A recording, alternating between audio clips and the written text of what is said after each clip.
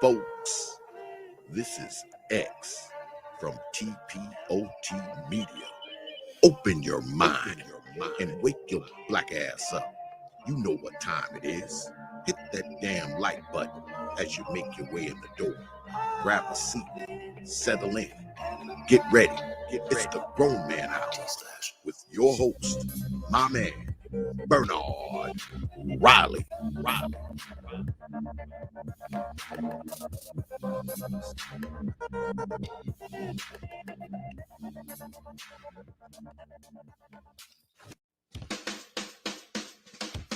Hey, what's up, everybody? This is Mumia Obsidian Ali.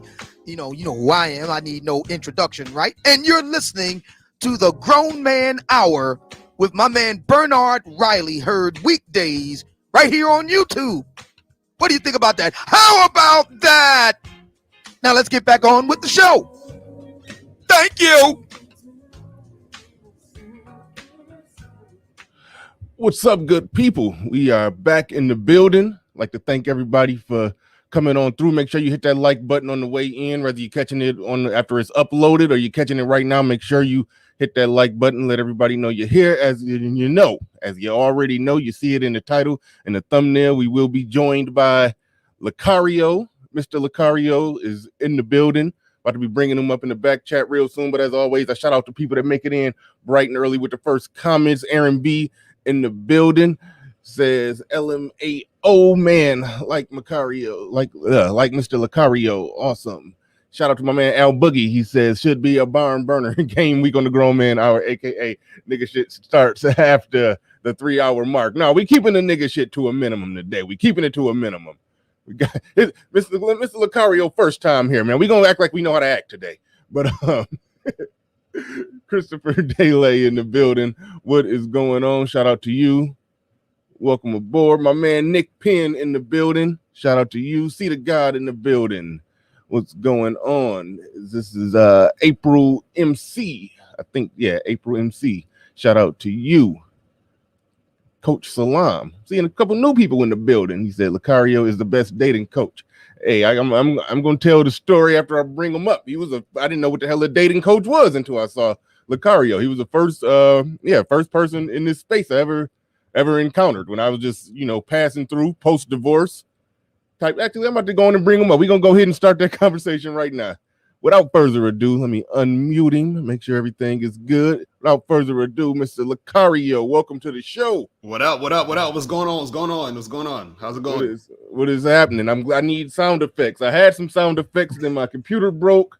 I had everything on my last computer. I wanted to make the little fake applause coming through when I brought you up. I got to get my sound effect game back together. Right. Got to get everything downloaded on my new computer. But man, glad to have you here. As I was just saying, before I knew what a dating coach was, I was post-divorce. A lot of people know my story. I got married at 19, was married from 19 to 31. And that was technically the only woman I'd ever been with. So I was out there fresh and new.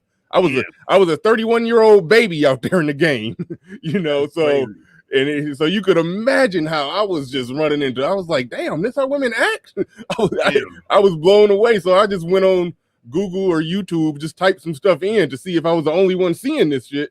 And yeah, I stumbled across one of your videos. I don't know if it was around 2014, 2015. You've been doing this about that long. Let me make sure I got my dates right.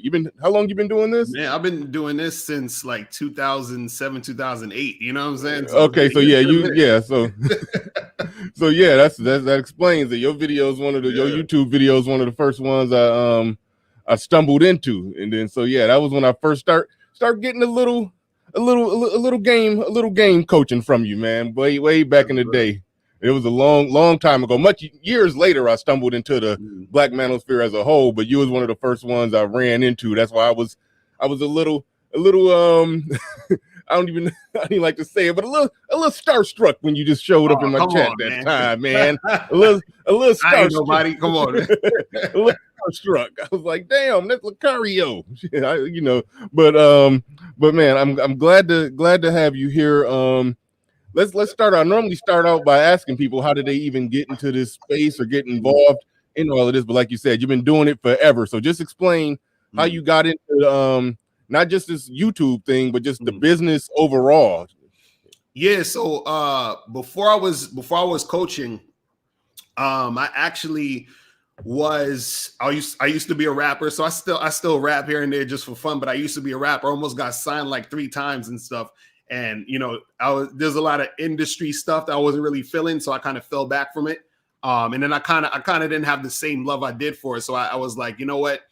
I need to figure out something that I like to do, that I know how to do, that I'm good at, and I want to do that. So after I was doing the rapping thing, I started to get into to film, and I was actually teaching in the after school program. So I taught an after school program in Harlem for kids, and I was teaching kids how to make videos, and we would send them to film festivals, all that other stuff. And I also got into like acting and everything. So I've done like a few like short films. I've been in a few reality shows. So one of the biggest reality shows I was in was called I Love New York, which was on VH1. That was like the highest rated reality show in history at the time. Actually, the highest rated cable show in history at the time. And then I did a couple more reality shows, did some short films or whatever. And myself and my business partner, Miles Cunningham, we sat down and we said, okay, what's some things that I know how to do good? You understand? So I wrote out a list of stuff. One of the things was getting laid. You know what I'm saying? So I was like, okay, I could either be a porn star or I could teach other guys how to get laid. So that was like where it started out. So I was time out. How close were you to going that porn star? Nah, I wasn't gonna do that. I don't think I was able to do all that stuff. But so I was like, look, man, as soon as I thought of coaching, at first I didn't know people needed coaching. So I was like, don't people know this? Like, to me, it seemed like common sense. But right after that, I just went on YouTube. I remember the first day I went on YouTube, I put out like 6 videos. This was like back in 2000, maybe the end of 2007, 2008. And I put out videos like how to get a girl back to your place, how to kiss a girl when you first meet her, stuff like that. So I put it out, I think it was like 6 or 7 videos on one weekend. And after that weekend, it was getting thousands of hits. And I had my email address, and then people was hitting me up through the email. So I was like, okay, people want this information. Now, mind you, this was 2008. Like, most of the people that you see on YouTube now wasn't around in 2008. You know what I'm saying? So it was because I'm not sure if YouTube started in like, I think 2003 or 4 or something like that. So YouTube was still sort of new in that sense, where it wasn't a lot of people on there. So as far as like content creators that you see now. So when I was out doing it, it was like there was so many people gravitating just to that stuff. And I had a bunch of channels that got taken down over the years because I think this was the time where YouTube was actually way worse back in the day as far as censoring. Now it's a little bit more lenient than, believe it or not. But before I used to get my videos taken down like almost every week. You know what I'm saying? So wow. It was crazy. You know what I mean? So yeah, that's wild. That's wild. Yeah. Snuggles in the building. He not gonna change that name. He super chat me all the time. I've been begging him to change that name. He just not gonna change it. So we just got to deal with calling the man Snuggles. But Snuggles in the building with a super chat. He said, Bernard, this week it's all about game right now. Now I can't wait to see what you have in line for next week. That just happened organically. I brought on a black pill dude. He emailed me, found out he was an incel. I was like, all right, let's just chop it up. And so me and him started talking, and then that led to the conversation I had with Zero. I think that conversation with BRP, that was when Locario showed up. So then I contacted Locario after that. So it just kind of turned into this. It kind of turned into this organically. I didn't organize we're gonna talk about game this week. It kind of just happened from the conversation with BRP. Al Boogie in the building. He said, Locario, okay. Hey man. They be wilding over here, man. That's hilarious. He said, Locario Lace Pop Volume 205. Harlem, we here. All right, man. It's Terrence be in the building with a super sticker. Appreciate that. Appreciate everybody coming through. Make sure y'all hit that like button as we get this thing going. Make sure. Yeah, you would think that was interesting. All right. Make sure y'all hit that super chat. Just last night, I went and bought Game Kings. That's what's up. I went to your website. I bought Game Kings. I watched half of it. Was that like a joint endeavor, or is that your thing, or like who put that together? Because it was very well produced and put together. Like, for those that don't know, that's the first documentary on game. Right. So it was pretty good. It was well produced. It was done in high quality. I'll definitely say that's that. What I'm trying to make it do, because it's actually my documentary and also my business partner Miles Cunningham. So we both put that together. We we contacted some of the people that we wanted to be in it, that we thought was the best in the game. ARC was supposed to be in it actually too, you know what I'm saying? But ARC like Batman, he work alone. Exactly right. So shout out to ARC. That's the dude right there. But we definitely want an ARC. Maybe we'll get him for part 2. But we were just like, hey, we want to get a couple of people together and who's really doing this and put out this documentary. And so the documentary is basically talking about the definition of game, and the reason why we wanted to do it is because what I notice is people don't take game seriously, and game within itself is basically life. Just when we talk about the game, it's life anyway. You understand? And so a lot of times we talk about game, we just go strictly to thinking about, picking up women and stuff, which that's part of the game, but that's not the entire game. So even in the documentary, you talk about stuff like manhood, you know what I'm saying? We talk about stuff like confidence that, really have to do with you know what I mean? And so the one of the main things is we wanted to make a documentary and put it in this space so that people could respect it and understand and take it more seriously. Because I think a lot of times when we talk about it, people are like, oh, this game stuff, it's manipulation and you just trying to lie to girls. And it's like, that's not it. And if you think that's it, you're kind of missing out on, how having strong game could actually help you in your life. You know what I'm saying? And boost you to a whole nother level. You know what I'm saying? Right. Yeah. One thing that I noticed with it, and what I'm about to say speaks to, I think, the problem that a lot of people have with game. It was 6 different people on there who, more or less gave their definitions for it. And then sometimes when the definition can be so broad, right, it can get lost. Like, I think, the way you described, I forgot, it was a young brother. I forgot his name. I forgot the brother's name. Probably Eddie Fuse or I think that's who it was. I kind of like the way y'all was explaining it, but when Rosebud get to talking, he go in, he's like, game is being able to balance 100 bitches on the head of a pin and nobody wobbles. That's the thing. And that's the thing. It's what we talking about?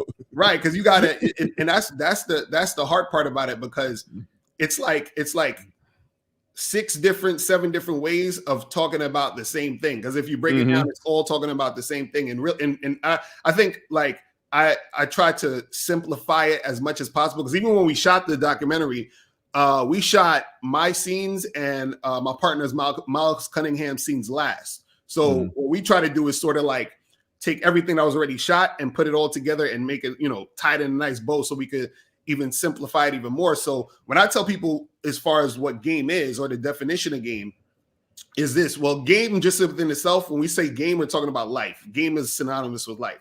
Now, when we talk about having game, which is what sort of confuses people, it's generally about understanding or having a strategy to get what you want out of life. You understand? So whatever that strategy is, however you go about it, is you going about it in a certain way to get a certain result. You understand? And so now what I said in the documentary is that everybody has game.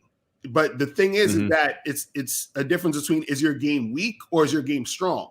So your game is weak whenever your strategy isn't yielding you the results that you want.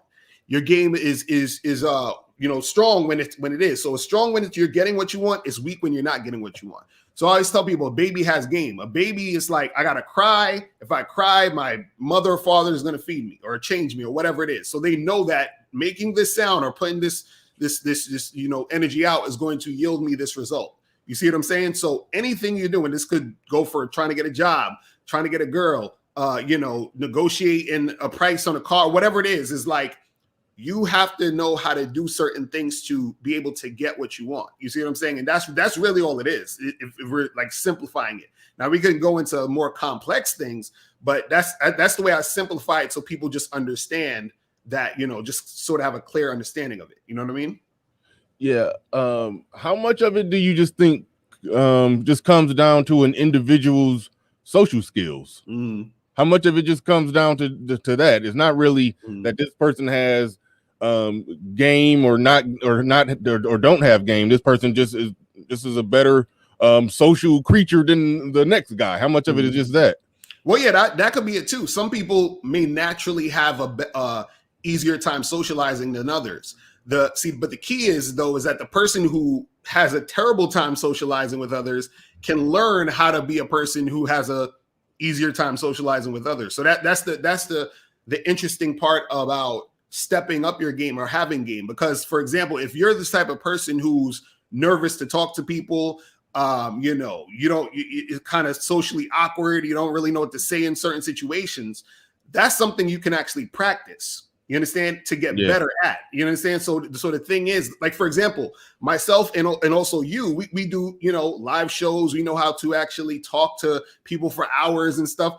This could have been something that came naturally to us, or this could have been something we even got better with over time. You know what I'm saying? So there's certain things that sort of, become more natural to you as you do it. You know what I mean? So yeah, some people just off the bat usually just have that natural gift and talent and energy, and some people it's going to take a while for them to get to that point. You know what I mean? And this is where coaching comes in. This is where if a guy is nervous, for example, to talk to women or whatever, a coach can teach him how to get out of his own head, how to recognize his value, how to be able to have a conversation with the woman and flirt with her to engage her into getting into what he's about. You know what I'm saying? So it's a really simple concept. I think we complicate it too much because I think people have misconceptions of what game is in the first place. You know what I'm saying?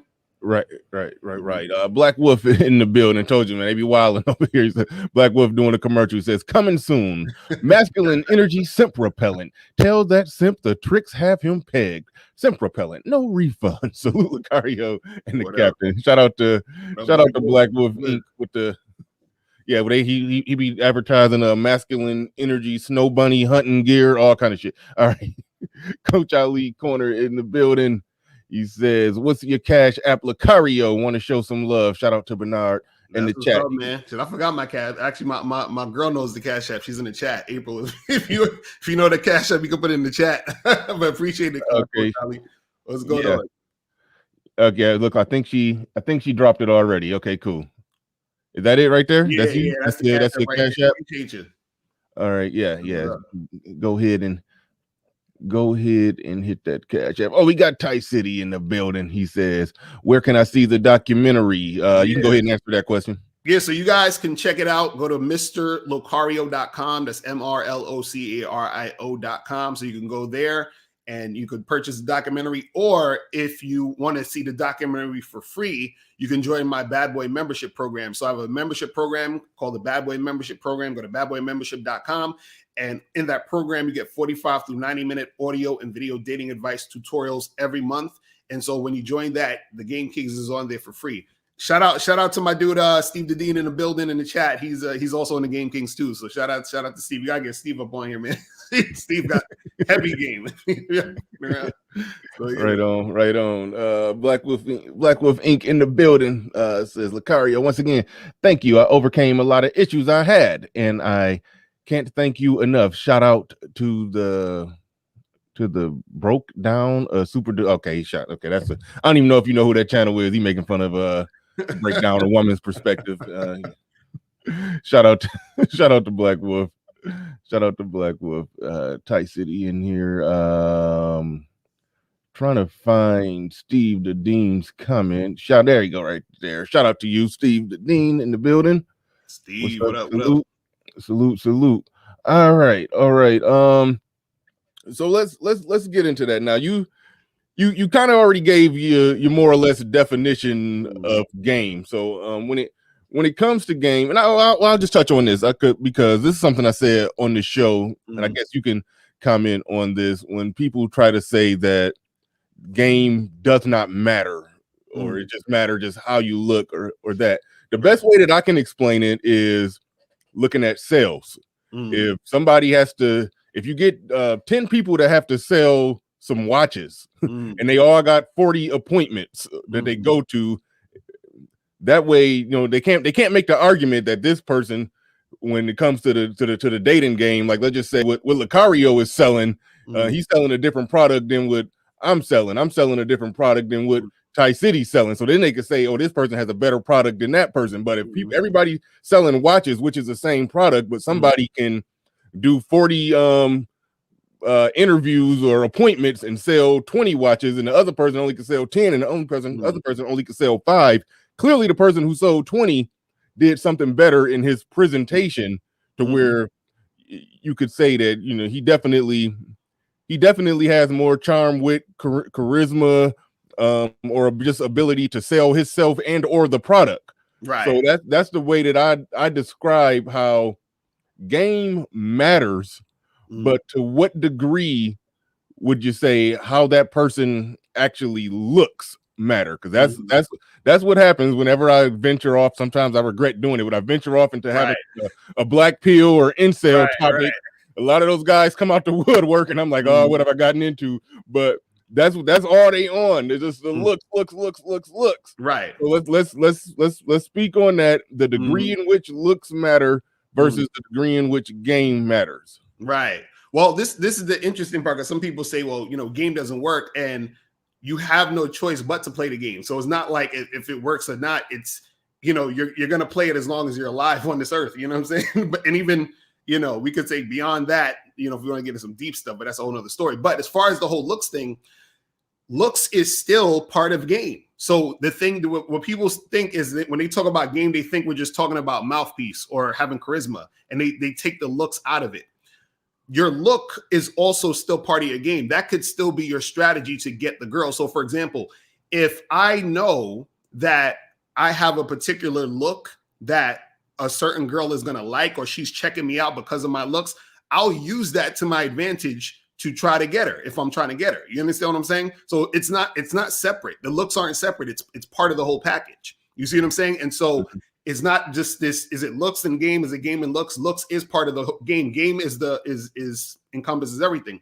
So the thing is, if a guy can use his looks in order to get him what he wants in that situation, then he has game, because he's using that to get the girl. Now, the thing is this, though, when people talk about if looks matter or looks don't matter, they're actually both right. So if you say looks matter, you're right, because a woman could check you out, think you're physically attractive, and she will be sexually attracted to you in some cases because of your looks.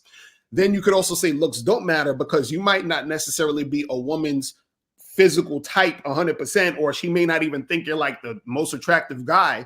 But because you have charisma, because you got a mouthpiece, that makes you more sexually attractive to the woman, and then she will end up having sex with you because of that. I'll put it this way.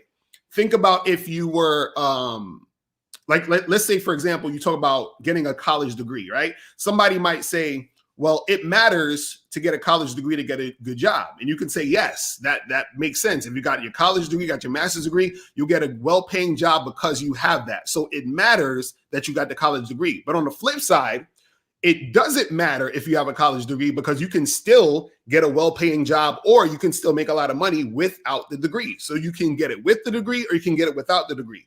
Either way, it works. You see what I'm saying? So it's not this one thing is this way and one thing is that way. Each situation you can still come up based off of how you're trying to make something happen. You see what I mean? Right. We got Zero in the building. We got a great one-on-one with Zero yesterday. He says this is where the trick bag opens, using game to say it's about life. We get that part, but we also know that these dudes aren't talking about life. They talking only about bitches. Zero needs to get the game thing so he can see, because see the women are part of life. Of course, we're going to talk about women because women are part of life, and that's a part of life that, you know, most guys are going to focus on also, because that's our counterparts. That's something that you can't escape. So what I find funny is a lot of dudes try to escape that part as if they're above dealing. Oh, I don't deal with, like, why am I bothering dealing with? I'm just on my purpose. No. You still want women, right? Women are part of the life you're living.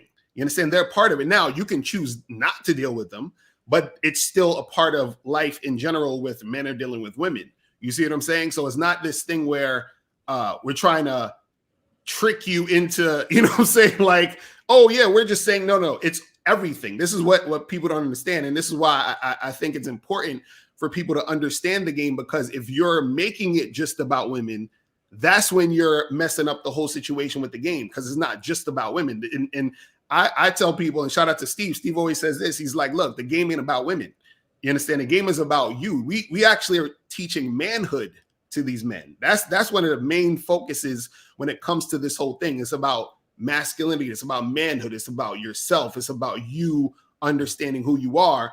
And once you do that, that's when it gets easier for you to get women. A lot of times, the reason why a lot of these guys have issues getting women is because they're not actually focusing on themselves. You see what I mean? It's crazy. Right on, right on. Salute to Eddie Fuse. I don't know who that Eddie is. Fuse. I don't even know. He's in the documentary. Shout out Eddie Fuse. That's the young dude right there. Eddie Fuse. Oh, okay, yeah, that was the one. That's the one. That's the one that I liked a lot of what he was saying. Yeah, he did. Well, at least he appeared to be the youngest one I saw. I think we talking about the same cat. Yeah, he was pretty good. I wrote down a few things he said because I got it written somewhere. I was going to bring up something that he said that was real good. But he said his game content is extraordinary. Shout out to J3. Thank you for the super chat. Appreciate that. And we got a couple more super chats in the building. He said, dude is spitting fire. Game on. Shout out to Platinum. What up?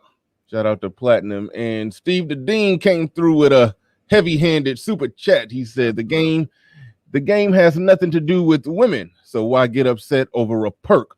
Most use the word, let me blow this up because my ass can't see. I need to get glasses. He said the game has nothing to do with women, so why get upset over a perk? Most use the word game in the wrong.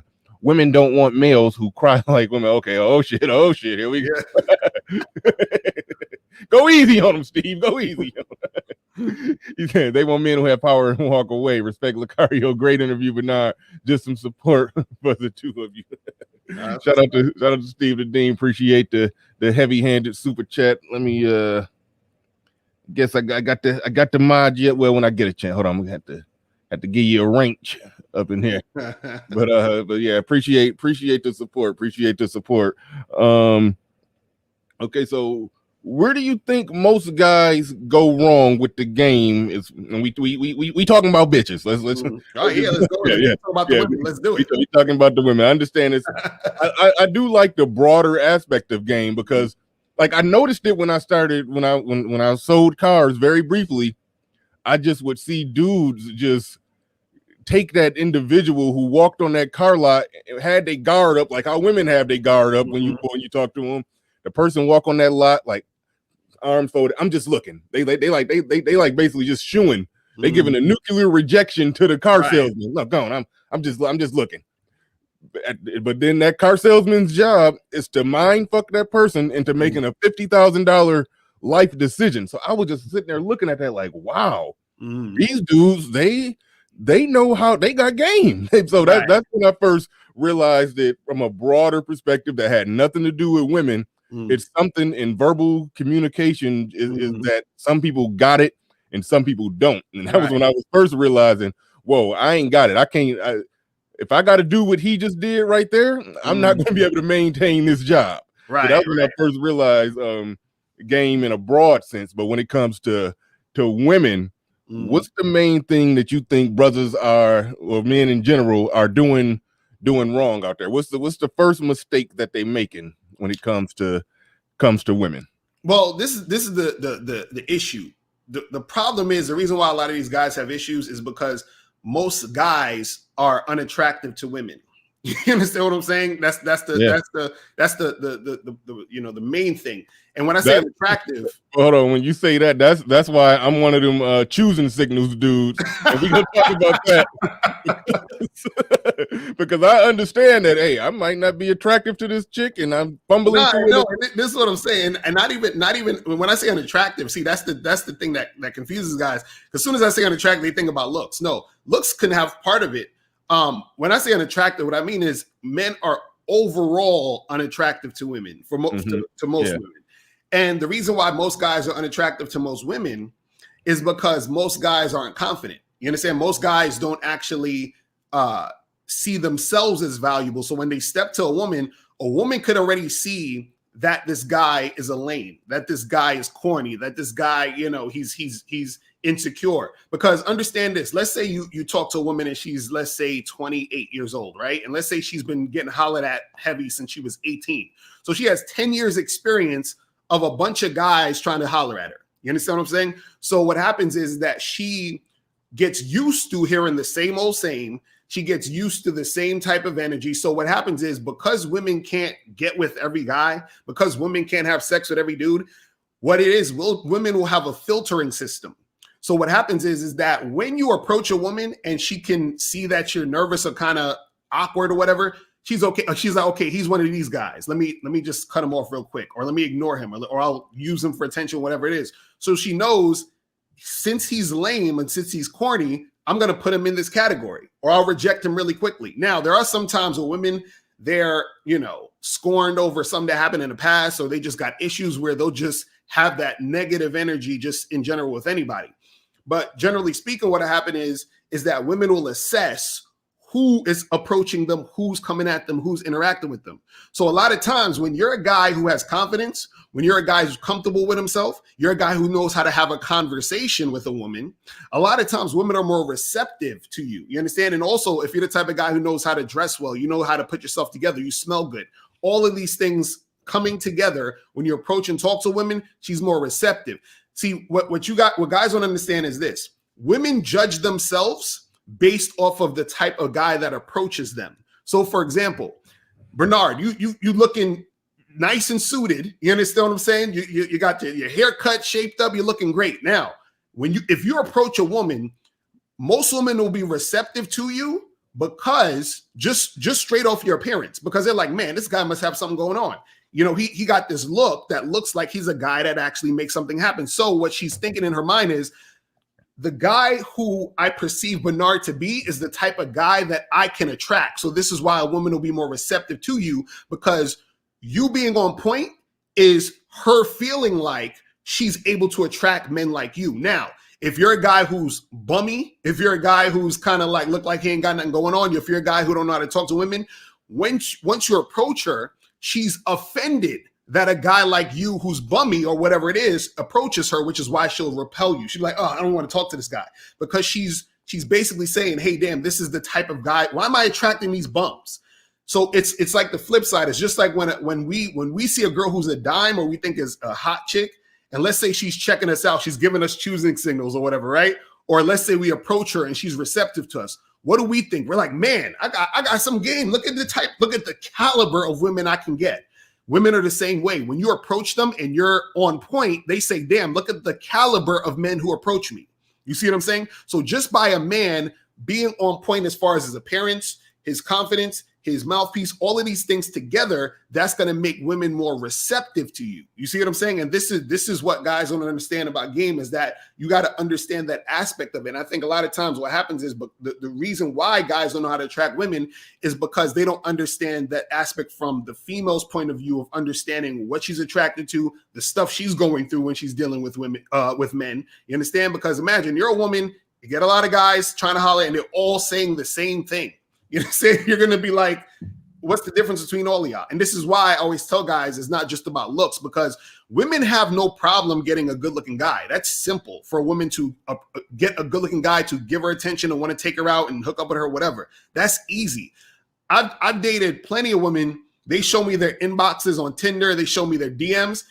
It's flooded with good-looking dudes. You understand what I'm saying? And so they don't have an issue with getting good-looking dudes. The problem is, though, is that if you got 10 good-looking guys trying to holler at this girl, which one is she going to choose? She's going to choose the guy whose game is the most on point, the guy who actually stands out, the guy who's different, the guy who is more confident, who values himself, who got a lot of stuff going on. That's who she's going to choose. So it goes beyond just the looks. And this is why a guy who doesn't even look that great, who's not the best-looking guy physically as far as his natural look, he can pull hotter girls than the other guy, or pull certain girls that are hot, because he has all these other things that make him attractive. You see what I mean? And this is where, it's important to learn game and how all that comes in. You see what I'm saying? Right on. Man, what you said about Tinder, that's so true, man. I went a brief period because approaching women that I didn't like. I still, I mean, well, I'm in a relationship now. I kind of got, I kind of got out the game, but well, ain't no kind of to it. I didn't got out the game, but when I was out there, I didn't really care for approaching women. That's how I stumbled into the whole online thing. I went a good little period where every woman I messed with, I had met online. And and I would get cool with some of them. I'd be like, open up your Tinder, let me see it. Right. And then they would show me. And this, I mean, it could be a chick that was, slightly above average. Met the amount of messages and offers put on the table. It's crazy. Dude, not just offering dick. I'm talking offering real damn dates. I'm like, damn, you didn't take that deal? Like, right. He just offered that sounded like a nice date. Why you ain't go? It's like, but she had so many offers. But so that's wild. That's wild when you look crazy. At that. When you said choosing signals, you put it in air quotes. So you got a problem with choosing signals. But somebody like me who, gaming women down just wasn't a natural thing. But I'd still, being a 6'1" black ass nigga, I was some women type, So that's why I'll just say, hey, they need to look. I need to catch them looking me up and down. Then okay, she just told me I was her type. I'm about to go talk to her. That I looked at that as my choosing signal to just go ahead. But you put choosing signal in air quotes, so that means you clearly got some kind of problem with choosing signals. So go ahead and break down what's the issue with choosing signals. Well, the thing is this: ain't nothing wrong with choosing signals. That's one thing. But the problem is, and this is what I noticed in the past few years in the space, is there's a lot of guys who they're going so gun-ho on choosing signals because most guys are scared to approach women, right? Now, the problem with choosing signals isn't necessarily a reliable strategy to get women. Because see, the thing is this is choosing signals don't come often enough for most men. Some men will never get choosing signals. You understand what I'm saying? So if you I got them enough to sustain, but I do understand that if you just not that dude, then if you waiting on choosing signals, you're just gonna be walking around never approaching nobody. So exactly right, because 90% of dudes ain't getting choosing signals like that on a consistent basis. And what happens is to be, in order to be successful with women, and to be really successful, meaning that you're able to get the type of woman you want on a consistent basis, which most guys aren't able to do. Most guys just take what they can get. And usually what that happens with guys with choosing signals, sometimes they'll take what they can get. So if they're just waiting around for a chick to check him out or to give him those extreme signals that she's interested in him sexually, he'll be like, all right, I'll take her. She's good enough and I'll make it happen. Now, the problem with choosing signals is most of the time you're not going to get the women that you want chewing up on you. You understand? Just like that, with just throwing a signal. That's usually what's going to happen. Then on top of that, you're not going to get it that often. So the average guy might get one choosing signal a week. You understand what I'm saying? And on top of that, what happens is that just because a girl is giving you a choosing signal, you don't know what she's choosing you for. You understand what I'm saying? So what that means is a girl could be giving you a choosing signal. You think she's into you, but she's choosing you to be the guy who's going to pay her rent. She's choosing you to be the guy who's going to give her a lot of attention. She's choosing you as her next friend zone guy. You understand? So you never really know. And so what happens is that what choosing signals lacks is that it lacks the volume that you need to actually get a large number of women to pick from. And two, it doesn't happen that often. So let's say a guy gets one choosing signal a week. That means he gets 4 women giving him choosing signals for that month. Now, who's to say any of those 4 women are attractive to him? What if they're like women he thinks is unattractive and ugly? Now he's going to have to wait next month until he gets another 4 choosing signals. Or let's say he gets 1 out of those 4 girls who he thinks is attractive. He goes up and approaches her. Let's say they exchange numbers and everything like that.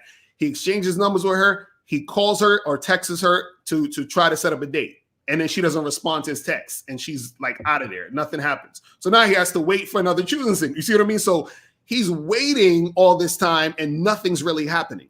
See, the thing with approaching women is that when you approach women, what you're doing is that you're taking the actual situation into your own hands, and you have a limited amount of women that you're able to approach and interact with. And remember, it's a numbers game. I tell guys, it's like anything else.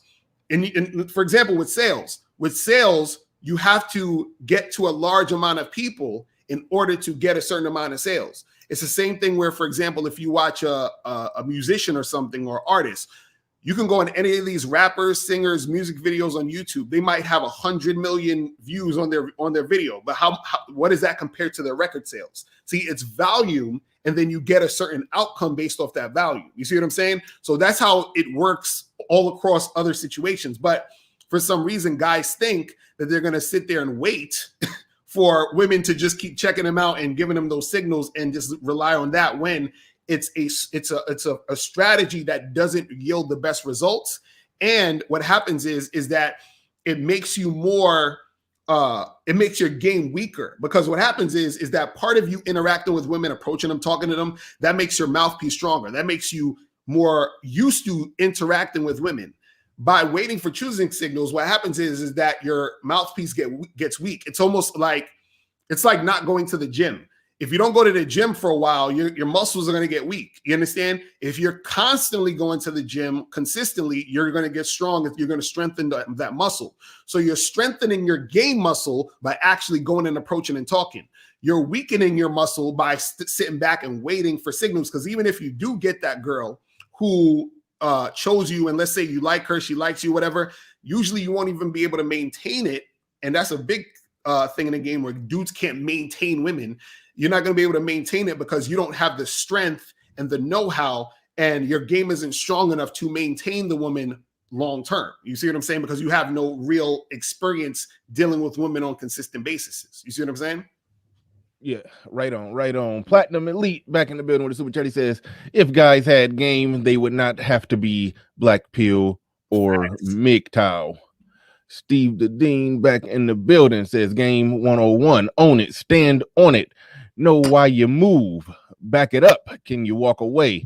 Every woman you meet should have one foot out the door. You men are gods and kings. F these women, stand on your name instead of a pill. 100.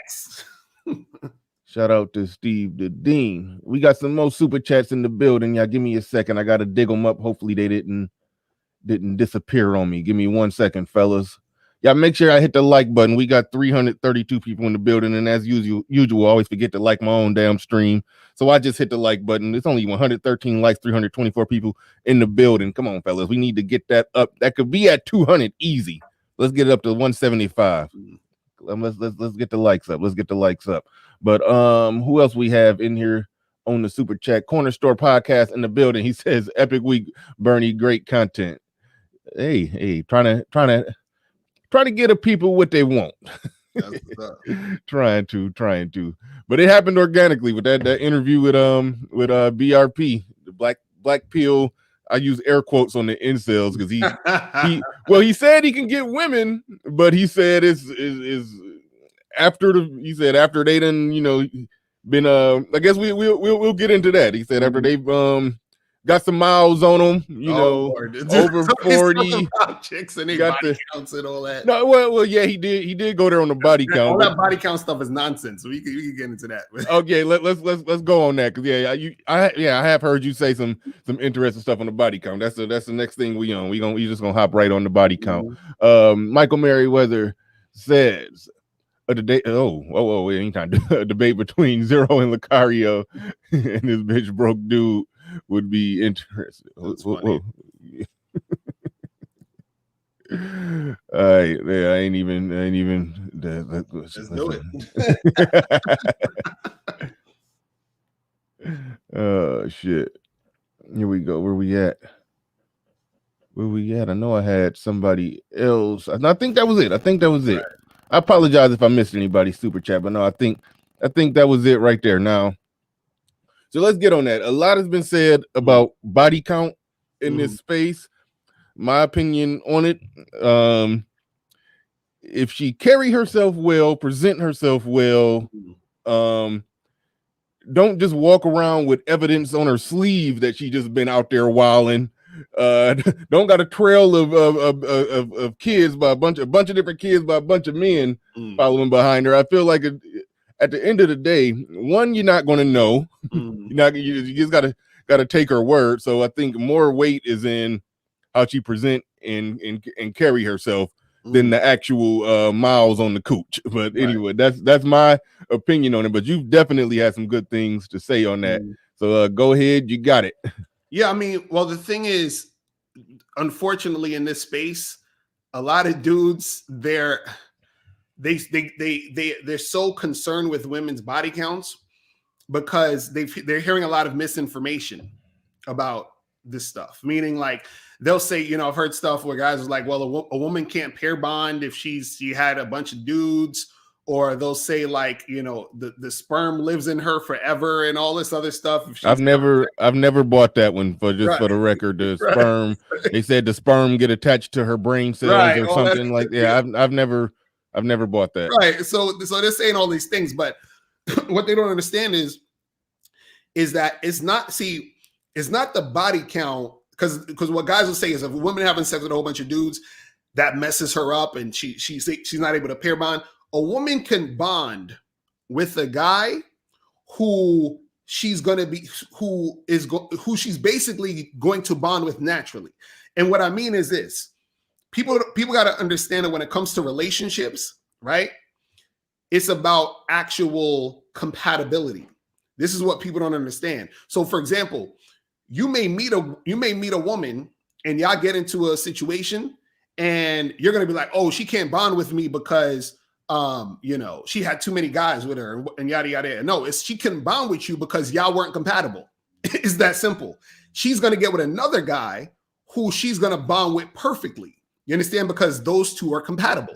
That's the simple version of it. That's the simple short version of it. Now, too, what happens is a lot of guys, they come up with this she can't pair bond stuff because what it is that there's guys who have a lack of game who don't like to have to deal with women who've dealt with a lot of men, because what that means is that if you're dealing with a woman who's usually dealt with a lot of men, that means that you as a man, your game has to be extra on point. This is why pimps are able to really deal with hoes, because hoes been with a lot of dudes. Pimps know how to deal with that. You understand what I'm saying?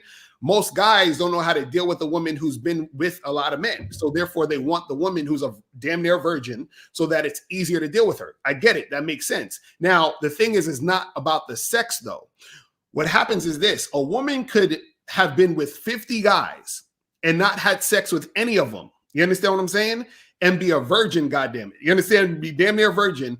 But if those 50 guys were, you know, pieces of shit, you understand what I'm saying? Then what's going to happen is that she's absorbing that energy from those 50 guys being pieces of shit. So when she gets to you, she's going to have that sort of same energy when she's dealing with you. Had nothing to do with the sex. You see what I'm saying? So, and then a woman could have had sex with 20 dudes, 30 dudes, 40 dudes, and let's say just sake of argument, we're going extreme here. Let's say all 40 of those guys were upstanding citizens. They were great. They treated her positively and nice. When you get to her, because she's been influenced by those guys, right? She's going to also be positive and nice to you. You see what I'm saying? So it's the actual experience overall and not just the sex. You see what I'm saying? Guys harp on the sex because, shout out to my dude K-Zaggin20, he said most guys' insecurities stem directly or indirectly from sex. So guys don't like to think about a woman who they're with having sex with other men, even if that's not the girl they're with or whatever it is. Just the idea of a woman having sex with a bunch of dudes makes the guy feel inadequate in a lot of situations. So guys are using the sex excuse as far as, oh, well, if she has sex with a bunch of guys, she can't pair bond. And I always tell guys this: how do you explain porn stars who are happily married? They're bonding and they have sex every day, or, you know, whenever they're shooting, correct?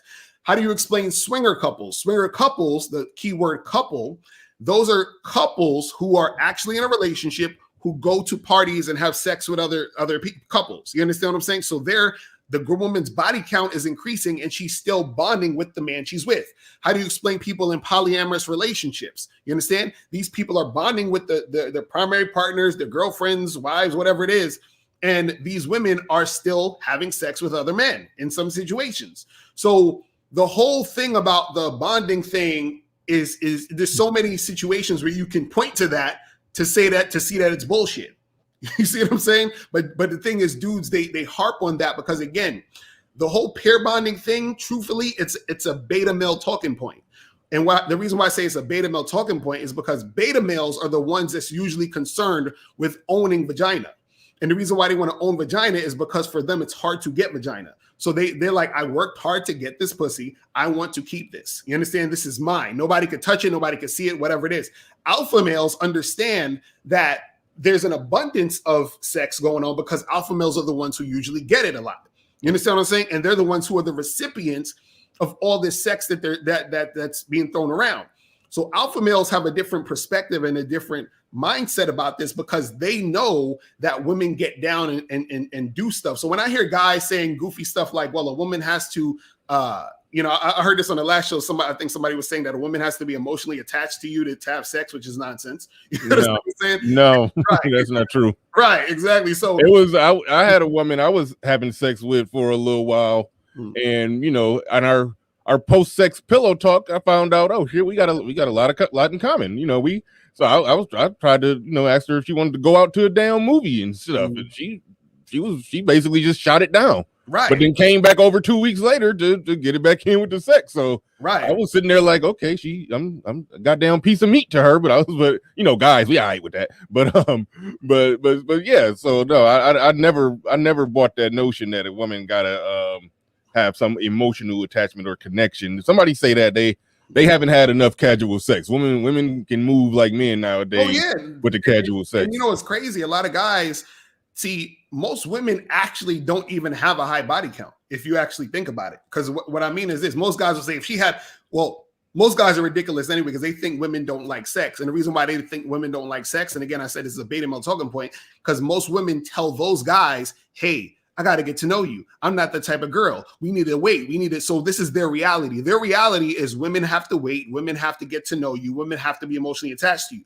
So in their mind, if a woman's having a bunch of sex, there's something wrong with her because women don't like sex. Women got to wait to get to know you, correct? No. But see, an alpha male understands that women are out here getting it in every 2 seconds and they're getting it in with them. So the alpha male, he understands that. Now, what happens is that because the beta male does not understand this, right? And his reality is women, aren't like that, right? And they're not out here doing all this other stuff. They have the fantasy of thinking there's women out here who have these super low body counts, or they're only going to have sex with 1 or 2 guys or whatever it is like that. So I've heard guys say, if a woman had sex with more than 2 men, that's high. If a woman had sex with more than 3 guys, that's high. And I'm like, that's ridiculous. You understand? The reason why I say that most women don't have high body counts is the amount of men that women can actually have sex with is freaking ridiculous. Again, let's do some math. Let's say you meet a woman who's 28 years old, right? She's been getting hollered at since she was 18. That's 10 years. Let's say one guy a day for 10 years try to holler at her. That's 3,650 guys, right? And that's just one guy a day. And we know women get hollered at by more than one guy. So we're going to do it low. 3,650 dudes offering her dick, right? You trying to tell me she got a high body count because she had sex with 13 dudes? Out of 3,650 dudes she could have had sex with? Come on, bro. You see what I mean? And see, these dudes, they come up with these goofy ass analogies. I'm sure you heard of it. And whoever said it, I just think it's funny with the analogy of, well, a master key can open a lock, but if a lock could be opened by any key, that you understand what I'm saying? That whole analogy of the man is the master key and the woman is the lock. Even if we go with that analogy, every key is not open in the lock because, again, that's 3,650 keys trying to open her lock, but she only smashed 13 dudes. You see what I'm saying? So it's still not high based off of that. And this is what guys don't understand. Again, is guys from thinking from their limited experience and not seeing the whole entire picture. You see what I'm saying? Right. Mr. Shane Vich is in the building. He says many MGTOW do have game and never had a problem getting women. The problem comes after you get them. For many, the juice isn't worth the squeeze. Many realize it's better to smash and go and keep it simple. Go ahead and respond to that one. Hold on. David Johnson says, I like to see Mr.Locario Platinum on a show. Well, I'll be dropping the link pretty soon, so we'll see. You might get that. You might get that today. You want to respond to what he just said about MGTOW? You want to respond to what he just said about that? The thing is, look, understand this, man. You're and shout out to my dude Miles Cunningham. He talked about this. Is that your language exposes you? You understand? The things that you say expose you. So if you're talking about, and I'm sure there's certain MGTOW guys who are getting sex. I'm not saying they're not. What it is, though, is that a lot of these guys are not getting the sex they want, though. They're not getting the situations that they want. And they've been in situations that they didn't like, which is why they were MGTOW in the first place. You understand what I'm saying? Or which is why they're black pill or whatever it is in the first place. The thing is, if you were getting what you wanted out the game, you would be like, MGTOW, what? What the hell is it? Even you wouldn't even be thinking about that. You understand? Because see, what's funny about the MGTOW thing is MGTOW is supposed to stand for men going their own way, right? But what's ironic about that is that you can't go your own way because you're directly tied to women. Your whole acronym is tied to women. Men going their own way from what? Women. You're still tied to women. So you think you're going your own way, but your own acronym, what you stand for is directly still tied to women. So you're not going anywhere. You see what I'm saying? So you're still there. But the thing is that you having to proclaim that you're going your own way, right? Basically is saying that I need to remove myself from this situation because I didn't like what was happening in the situation. So these guys didn't actually have dominion over their situation. So a lot of times what I hear from a lot of guys that talk about MGTOW, they're like, oh, the child support laws and the gynocentrism and yada yada yada and the unfair government and blah blah blah blah.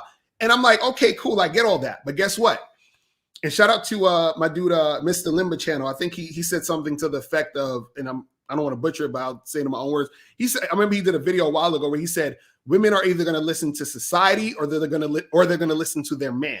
You understand what I'm saying? So a lot of times when you're having all these issues with women, it's because the woman listened to society over you. You understand? So you chose to deal with a woman who didn't really fully submit to you. You chose to take it to the next level with a woman who wasn't showing you the proper respect in the first place, which is why you're in the situation you're in, because she was never about you or down for you, which is why you have messed up situations with women, because you didn't do the due diligence to see if this woman was really about you to upgrade her to a certain situation in your life. There's no reason why you should even be having a baby or a kid with a woman who hasn't fully submitted to you, a woman who hasn't fully gotten down with their program. But what happened is a lot of these dudes, shout out to my dude, Boss Mac Top Soul, he said they tender dick niggas. So they get with women, they're sprung. They're like, oh, I got to make this girl my wife or my girlfriend. To get this woman pregnant, they give her all of this stuff, this energy, this attention, and then they cry when the woman disrespects them. But they never actually took the time to see if this woman was the right woman to even give that type of energy and attention to. And so this is where a lot of the MGTOW happens, where if you listen to a lot of these guys who complain about single mothers, who's complaining about women all the time, you'll notice a lot of them will have a story of them being in a situation with a woman where the woman played them, took them to the cleaners, all this other stuff. Why did the woman play you and take you to the cleaners? Because your game wasn't on point. You didn't know what you were doing. You got into a situation where you messed up. Now, ain't nothing wrong with that, because we all make mistakes. I'm not saying that there's necessarily a thing wrong with that. But what happens is, instead of being a man, you understand what I'm saying, and actually saying, you know what, I messed up. I fucked up. Let me correct this and do what I need to do. What most dudes do is they get on YouTube, and complain about the situation when they don't realize that the situation that they're in is their own fault. You see what I'm saying? So it just is what it is, man. All right, Platinum Elite in the building with another super chat. He said beta males pollute the space, alpha males are taking over. Black Wolf says Bernard Riley, Locario triggered these cats. I think was that Black Wolf? Somebody sent a super chat that I lost. It got away. He said a war is coming. Yeah, I think a war might be on the horizon. Another super chat that got away, but I can still see it on the YouTube and on my tablet. The man mindset sent another one. He says, if you didn't need YouTube, MGTOW, or be a pill to reach the egg, why do you need it now? What? Okay, yeah, I see what he's talking about. Okay. what can a woman do with a man that doesn't do to a man that doesn't allow her to do? Get the likes up. Brother Bernard is doing good things. Yeah, definitely get the likes up. And I agree with the sentiment that yeah, you definitely do gotta take control of the situation. I think this is what gets lost on people when you have those conversations where you say that was the man's fault for allowing it. The implication in there is that it's nothing wrong with the woman. He don't need to leave that woman alone. He just need to be a better man, and then that woman will turn around and act right. And I say, no, don't be wrangling them banshees. You encounter women that don't know how to act right. Right. It ain't on you to try to Yeah, you need to get rid of them. You definitely need okay. All right, yeah. That sometimes people don't hear y'all say that, and what they hear, what they hear is y'all saying, no, stand in it and wrestle that bitch into submission. And I'm like, hell no. No. And see, that's the misconception is that, see, the problem is these dudes realize that these chicks is on some goofy stuff and they still keep going. That's the problem. You see what I'm saying? But see, if they keep going, that's their fault. You see what I'm saying? That's the guy's fault. That's not her fault. You know what I'm saying? It's your fault for keeping things going with the chick who you shouldn't have kept things going with. And see, that's the thing that guys got to understand is that they put themselves in the situation, but then want to point the finger at the woman. You understand what I'm saying? That's like me going to a freaking dangerous neighborhood and I get robbed and I'll be like, yo, I'm like, bro, what you walking around 2:00 in the morning in the alley at this spot? Like, what are you doing? You understand? Like you did that. You know what I mean? Like that environment was already hostile. You knew it was hostile. You saw it was hostile and you still went in. So you understand what I'm saying? And that's what I tell guys. You got to start having more responsibility for your stuff, because what happens is that every time you're blaming everything else, that takes away you learning a lesson that you need to learn to get better. You see what I'm saying? Because you're just blaming everything else. It's like, oh, it's never me, it's everybody else. You see what I'm saying? It's ridiculous. Sirism says, don't go MGTOW, go MacTOW, Jack. Come to the Mac, the Macosphere. And we also got, who else we got in here? Give me a second. I know I saw the Logic Sphere in the building. I do remember Ty City saying this damn near a year ago. He says, whatever happens after you trust a woman is your fault. Shout out to Ty. That's some good game, Ty City, even though you don't believe in game. That's some good game right there. All right. All right. We an hour in, man. It's about that time to open it up, but I'm just preemptively saying, like, look, let's not have a shootout. If y'all got some if you got some questions, let's do it. You got some questions and or objections, I don't mind a passionate debate, passionate discussion, passionate question asking, but we ain't coming up here to have a wild out crazy shootout. We gonna keep it respectful, and if y'all can keep it in the realm of questions, that would be great too. But I know some people want to come up and drop a comment. But let's get this going. The link is in the chat. Let's keep it cool. Let's keep it clean. Let's keep it respectful. Let's keep it respectful. Let me see if it's something else while I wait for people to come up. Okay, this is something that I've always said. Well, hold on, let me shout out number 16 in the building. He says, "Can we speak without saying?" Well, come on. See that? You know, can I address that? This is what people do when they can't argue the points. You understand what I'm saying? Let me give you guys some game. Whenever a person comes on or makes fun of how you look, when a person comes on and talks about something that has nothing to do with nothing, that means that they can't argue the actual point of what you're saying. So just keep that in mind. Whenever you're like in a situation or debate or you're talking about something, they be like, "Oh, well, your hat looks funny, and why are you saying it like this?" Or you mispronounced that word. Okay, what does that have to do with the actual topic? Nothing. You see what I'm saying? So, but shout out to ARC in the building. What's going on, bro? ARC in the building. He says the idea of women needing an emotional attachment with a man before they agree to have sex is the most invalid myth that many men choose to believe. Absolutely. I agree with that one 100%. 100% agree with that one. The Swooviest in the building. Some cats don't understand authenticity. It's vital. Don't be spooky. Tell her what you want rather than trying to tell her what you think she wants to hear. Thank you for the super chat. Appreciate that. And my man David Johnson, who I'm going one-on-one with tomorrow. Going one-on-one with David Johnson tomorrow. He says this is for the wild out crazy shootout. Nah, man, we trying to avoid the shootout. We trying to avoid the shootout. Let's go. See, Locario won't all the smoke. Let's go. But we trying to make it happen. Shout out to Platinum Elite in the building. What's going on, bro? What up, Platinum? You got it. What's up with you, player? I'm a fan. Appreciate it, man. Been listening to you for a minute, man. You're a real motherfucker, man. Real good, solid game, bro. Bro, you're a godsend to the space, man. Appreciate it, man. I gotta shout out Man of Tomorrow. Man of Tomorrow been on Dating Coach's head for like a whole year or two now. He says patient zero of bitch ass niggas in the house. I think he talking about you, Platt, but Who, me? I don't know. I think I'm a dating. When did I become a dating? Okay. No. I don't know. But well, why you put that up though, man? Get that off of there. I get it off. But I respect Man of Tomorrow. We That's bring what a lot of when dudes got to speak these niggas names. That's what happens. You see what I'm saying? I know y'all must be doing something though for niggas to be care about. That's me, what I'm man. saying. When dudes don't understand the message, that's what they say. He said, "I do not care about your message. I care about your grammar. Did I say anything about what you said? Get your head out of your, you know what I'm saying? See, exactly. That's what I'm talking about. You can't refute because my grammar ain't got nothing to do with it. You know what I'm saying? You see what I mean? You need to listen to the message. You know what I'm saying? You understand? You gotta understand the actual meat and potatoes of what's going on. You know what I'm saying? I could say that all day. It don't make a difference because you know what I'm saying. So why you worrying about that? That's stupid.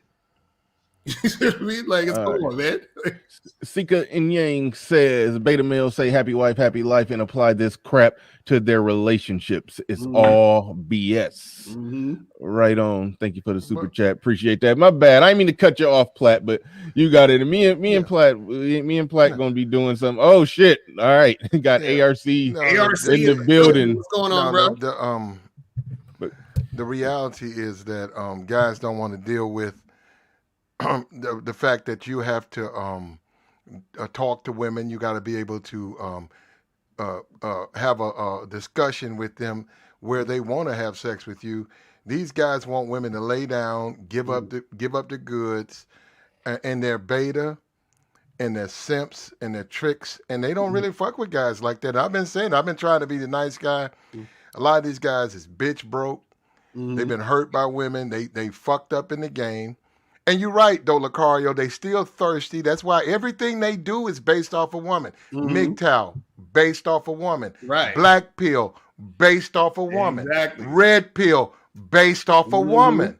Every move they make is based off a bitch. Right. And then when a dude come in here and say, boy, man, this how to crack the egg, they attack him. Facts. Thank you. I've been trying to tell these niggas that, but they don't want to listen to me, though. Shout out to Zero. He says everything he's saying about all the insults is going to come from his team when they get upset about questioning their religion. I don't even understand what you're talking about. Yeah, I normally understand Zero. I don't exactly understand that. I don't understand what Zero talking about. Zero is a very, very intelligent because the thing is, if you're gonna, let's talk about the points. This is why even on YouTube, a lot of people will come through and diss a bunch of people, yada yada yada. I'm like, let's stick to the actual topic. You see what I'm saying? Because if you're sticking to the topic, there would need to be no reason to actually insult. You know what I'm saying? So that's the thing. So, but they can't stick to the topic. You see what I mean? Right. That whole, you know what I'm saying? Like I said, sometime around 2014, I stumbled into a Locario video, and he was saying, "You know what I'm saying" back then. So that's baked in the cake. That ain't going nowhere. Right, exactly. Look, you know what I'm saying is not getting out of Locario's vocabulary no time soon. Listen, I've gotten paid to speak at events. You understand? And saying, you know what I'm saying, and people. This is what I'm saying. Like, and this is what I teach. I teach men to actually be who they are, man. And a lot of these dudes, they worried about a bunch of other stuff, and I'm like, nah, that ain't what it is, bro.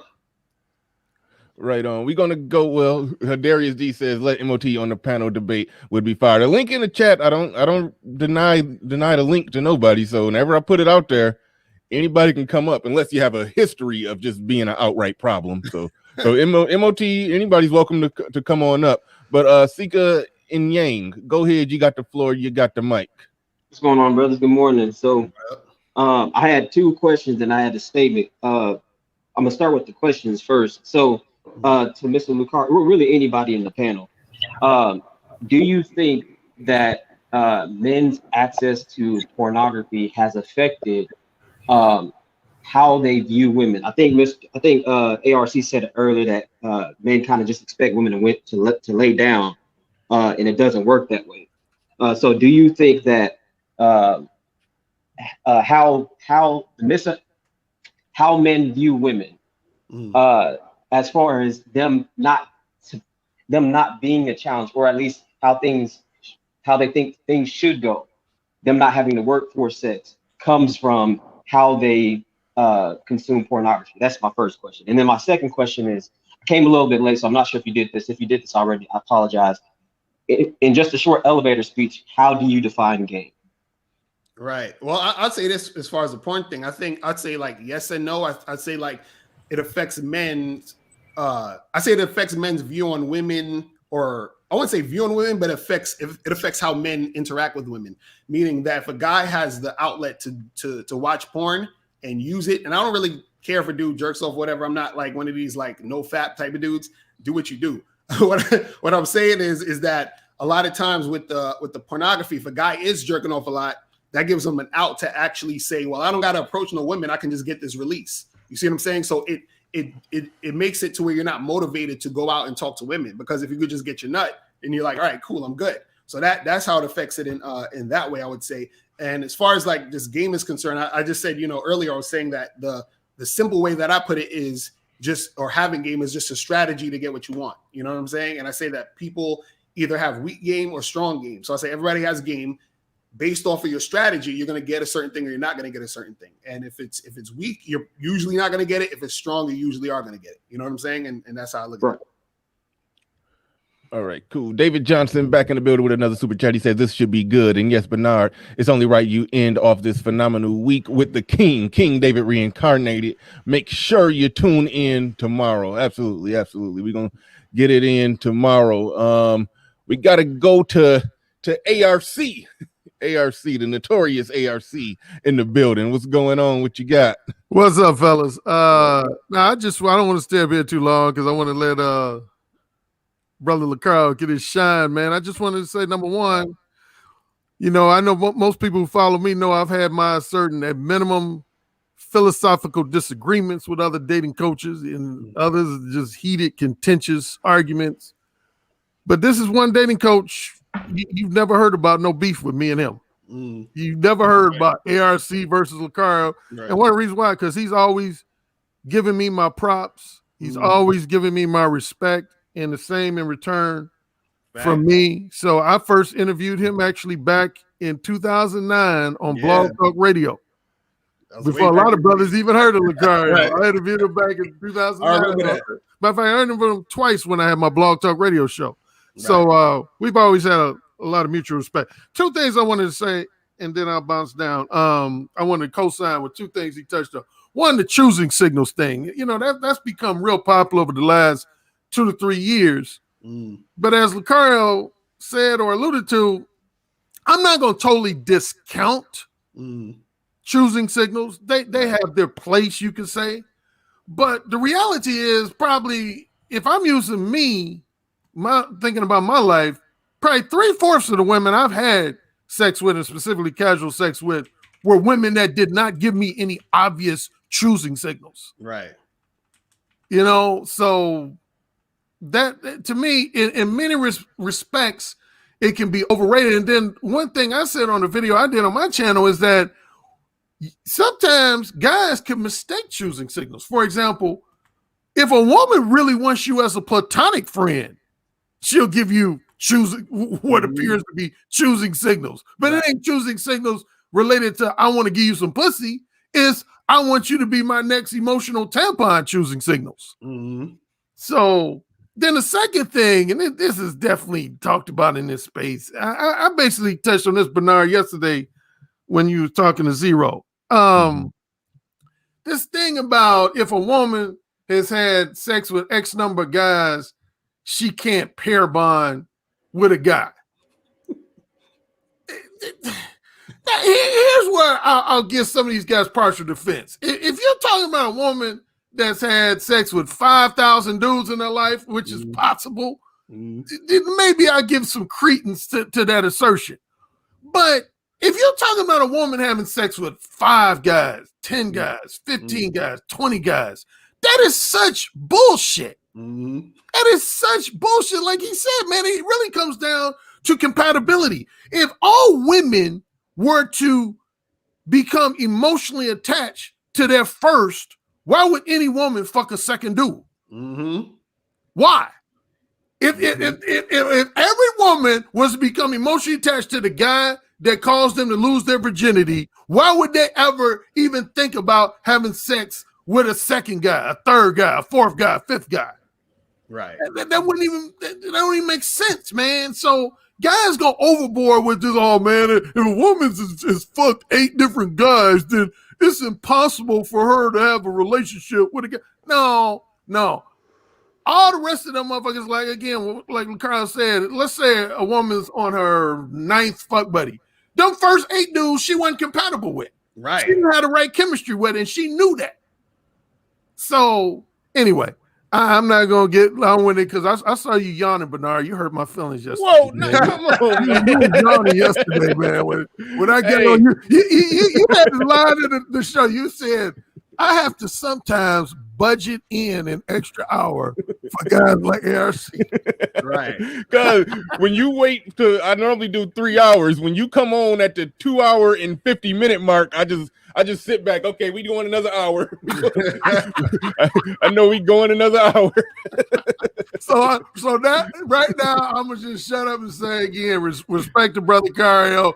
And man, if you let MOT come up, oh man, it's gonna be all. Oh no, he ain't. He said he not doing it. He said he not doing it. Okay. But the link is in the chat. The link is in the chat for anybody to come on up. Locario said he don't mind the smoke. I'm ready. Let's go. Anybody come up? Let's do it. All right, thanks, ARC. Kenny Conjo in the building with a super chat. He says, but nah, Riley, you're definitely becoming a don. Man, don't overrate me. Don't overrate me. They're becoming a don in these spaces with the Fire Morning panels. Good job, fam. Salute to the panel participants. Peace to the chat. Nick Penn, I saw your super chat, man. I didn't get it disappeared fast, but I do remember you sent me a super chat. Thanks for your support. Appreciate you. Always been supporting damn near since day one over here. So shout out to Nick Penn. Jockey's Retro in the building. He says game mouthpiece are 2 different things. Trying to come off as a gift of gab dude when you're not is just inauthentic. Steve Dean, I see you nodding your head to that one, so I'm gonna pass it to you. You can respond to that or say whatever you came up to say. But I do want to give a little brief history before. I remember when I didn't know who the hell you were. I saw you come up on O'Shea's panel. Yes, I must have came in late and. Yeah. I was like, you were just cussing niggas out. I was like, this a dating coach? He just cuss niggas out for a living. Like, I was like, what is going on here? But shout out to you, man. Appreciate the super chats. Welcome to the show, and you got the floor. You got the mic. I want to say first off, Bernard, it's a pleasure. I just want to give you respect, man. You're doing great work, and hope everybody in here gets a like up and keep supporting this man. It's good to see a black man doing what you're doing. First off, I just want to know that, and support the card and all the other stuff. I got 2 things to say real quick. See, what's going on with a lot of young men is that they're still carrying over high school thinking. Okay. See, they don't understand women are about sexuality. When women get out of high school, that's why the young women are smashing the older guys, because the women are exploring their sexuality. They're exploring masturbation. They're exploring all these things. And a lot of guys out there are not exploring. You know what I mean? A lot of these guys out here are worried about women. Let me load this down. Maybe I'm repeating, but a lot of these guys out here are scared of women, and they don't want to admit that. And they don't want to admit that a lot of these women have more game than them because they've met them before. When they see them guys coming, they yo baby, hey, what's up, girl? What's mama? They were like, okay, what is he about? These guys don't know about being sensual, sexual, romantic. They don't know about being freaky, kiki, dirty, nasty. They don't know how to text. They don't know how to put flavor in a woman's ear. They don't know how to put flavors in a woman's eye. They don't even know what to do if they had a woman, but ask her a bunch of boring ass questions. And that's why they have the problems. And then when the woman doesn't want to get with them, they're the first ones bitching about the women. And these women don't give a fuck about them. All these guys that bitch about women right now, I'm telling you right now, these women ain't even thinking about these motherfuckers. They thinking more about fucking a soap opera than these guys complaining, number one. And number two, the thing you understand about, and Locario is a great man, and what people have to understand is you can always tell where people are at and this is how women see people, by your feelings, because women know feelings. Women are the masters of manipulation, deception, lies, fake hair, fake nails, fake eyes. So they know lies and they can see a lie coming, but they also can see feelings. And a lot of these guys out here, they're always complaining about women, but nobody can answer the damn question. What can a woman do to a man that he allows her to do? She can't do shit to a man that he doesn't allow her. So what you see with a lot of these guys, they're really telling you their story because we're too busy, Bernard, looking at the last domino. We don't look at the first domino when that motherfucker was caking her motherfucking ass. That motherfucker was kissing her ass, begging her for a fucking number, begging her out for a date and all the other shit. She began to run his ass. A real man doesn't bitch about women, Bernard. He walks the fuck away because women are just not that special, brother. Thank you. And I coined a term in these spaces. I coined a term in these spaces. I refer to them as bitch broke. Bitch broken men. They walk around complaining. They walk around trying to give you these bullshit beliefs that women are going to bow to them. I'm like, bro, you bring, like, you a fucked up looking weirdo dude. Hoes don't fuck with you yet. You think if you give this speech, they're going to fucking bow to you. I said, do you even deal with these women? Because I deal with them. I know what they're about. And I said, well, these niggas is bitch broke, bruh. And that's what you hear out here. A lot of thirsty, fucked up, weirdo ass niggas hiding behind. And let me say something about the pills. The pills are legitimate. They are legitimate categories, and men, real men, actually adhere to them. But these niggas is hiding behind these pills because you already said they'll say they are a particular pill. I heard you yesterday, Bernie. You said guys will say they're red pill. They're not. You say incels are hopping on pills, hijacking movements. You already said that, right? And a lot of these dudes are like that because they don't practice none of the shit they preach. They'll claim they don't chase. I'm men going my own way. And next you know, they done put 15 DMs in some YouTuber's inbox under this fucking category that they're full of shit. Right. One distinction that I think is worth being made is, like, I do think most of the people that, you know, say that they red pill, I think most of them are in a decent space if they just saying they just have a general understanding of the truth of how women operate and everything. I think when it turns into that whole black pill incel thing, then that's when it gets into a whole nother category, because we're talking about guys who haven't had that much experience or little to no experience with women, but they're talking about it on theory based off something somebody else said, and then that's when it gets to the point where I got that's where I got to back off. If we're going to talk about red pill, I understand what we're talking about there, but when we talk about black pill as some people define it, it just gets real just weird and kooky, and I don't know what the hell going on at that point. You can get your thoughts on that, Locario, and I'm gonna pass it to Mel and see what's going on. Yeah, I think what happens is I was actually listening the other day when I think you had the black pill guy on, and even yesterday a little bit, and I think the problem is like, for example, with the black pill guys, they're like, this is the reality, this is the truth. You understand what I'm saying? Now, they're partially right though. It's the truth for them. You understand what I'm saying? So for them, the truth is they can't get girls, or they're having issue with women, and women are not picking them and picking somebody else. That's their reality. You understand, which is valid. But for them to say that this is the truth and women only gonna like this type of guy or like that type of guy, what they're doing is either they're being disingenuous or they just don't understand. So what you have to understand in life is there's things you can change, and then there's things that you can't change in reality. So what happens is that, let's say, for example, a person is working a 9 to 5. That's like saying, well, the truth is you can only work a 9 to 5 and you can only make this amount of money a year. We all know that's not true. You can actually switch up your job or even start your own business and you make more money, which means that you're living in a different reality now. You understand what I'm saying? So that's something you can change. Now, there are certain things that can't change because it just is the way it is. So people got to understand the difference between what can be changed and what is the way it is. The black pill, they think or they feel that nothing can change with them. It's just, oh, I'm just this, and that's the end of it. That's the end all be all. women see me as a loser and that's it. You feel what I'm saying? And they only like these guys because they're the winners and that's that. And I'm like, why can't you go from being a loser to a winner? You understand? And that's the issue with them. They don't want to actually switch their whole strategy up, right? In order to become that winner. They just want to sit back and complain and act like there's nothing to do. You understand? So that's the crazy part about it. Jalen Roddy in the building with a super chat. He says, Bernard, can you ask these game dudes a question outside of anything related to sex? What are the 3 tangibles you receive from the women you run game on? Go ahead, Locario. You got that? That's a good question though. See, that's the thing. Yeah. And this is why a lot of dudes mess up in the game, because a lot of guys are making it about sex. I'm even seeing in the comments, dudes are talking about, oh, well, chicks are ran through and, oh, this woman. So they're making it about sex. One of the tangibles that you get is you get a woman who's cooperative with you. You understand what I'm saying? So she's actually doing things with you to work with you to make something happen, right? Another thing is that you can have a woman who's going to help you with your purpose, the things that you're doing in life. You understand? She's being a part of your team. You see what I'm saying? So you're able to make that happen. Then the third thing is that you have a woman who follows your directions. You see what I'm saying? A woman who's listening to what you're saying to help implement those strategies to make something happen. So I even hear a lot of times, I think I heard on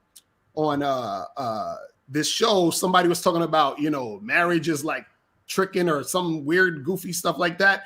And I'm like, see, these are guys who don't understand how to get tangibles outside of a woman besides sex. Because if you're thinking marriage is tricking, basically you're saying I'm getting married just for sex. You understand? And if you're getting married just for sex, you're a moron. You understand what I'm saying? So the thing is that, and I've always tell guys this, I don't really promote guys to get married because I know most guys wouldn't be able to handle getting married. You understand what I'm saying? Being in a marriage that works and being happily married and being in a marriage that's beneficial for you takes a lot of game. It takes a lot of maintenance, which most guys aren't able to do.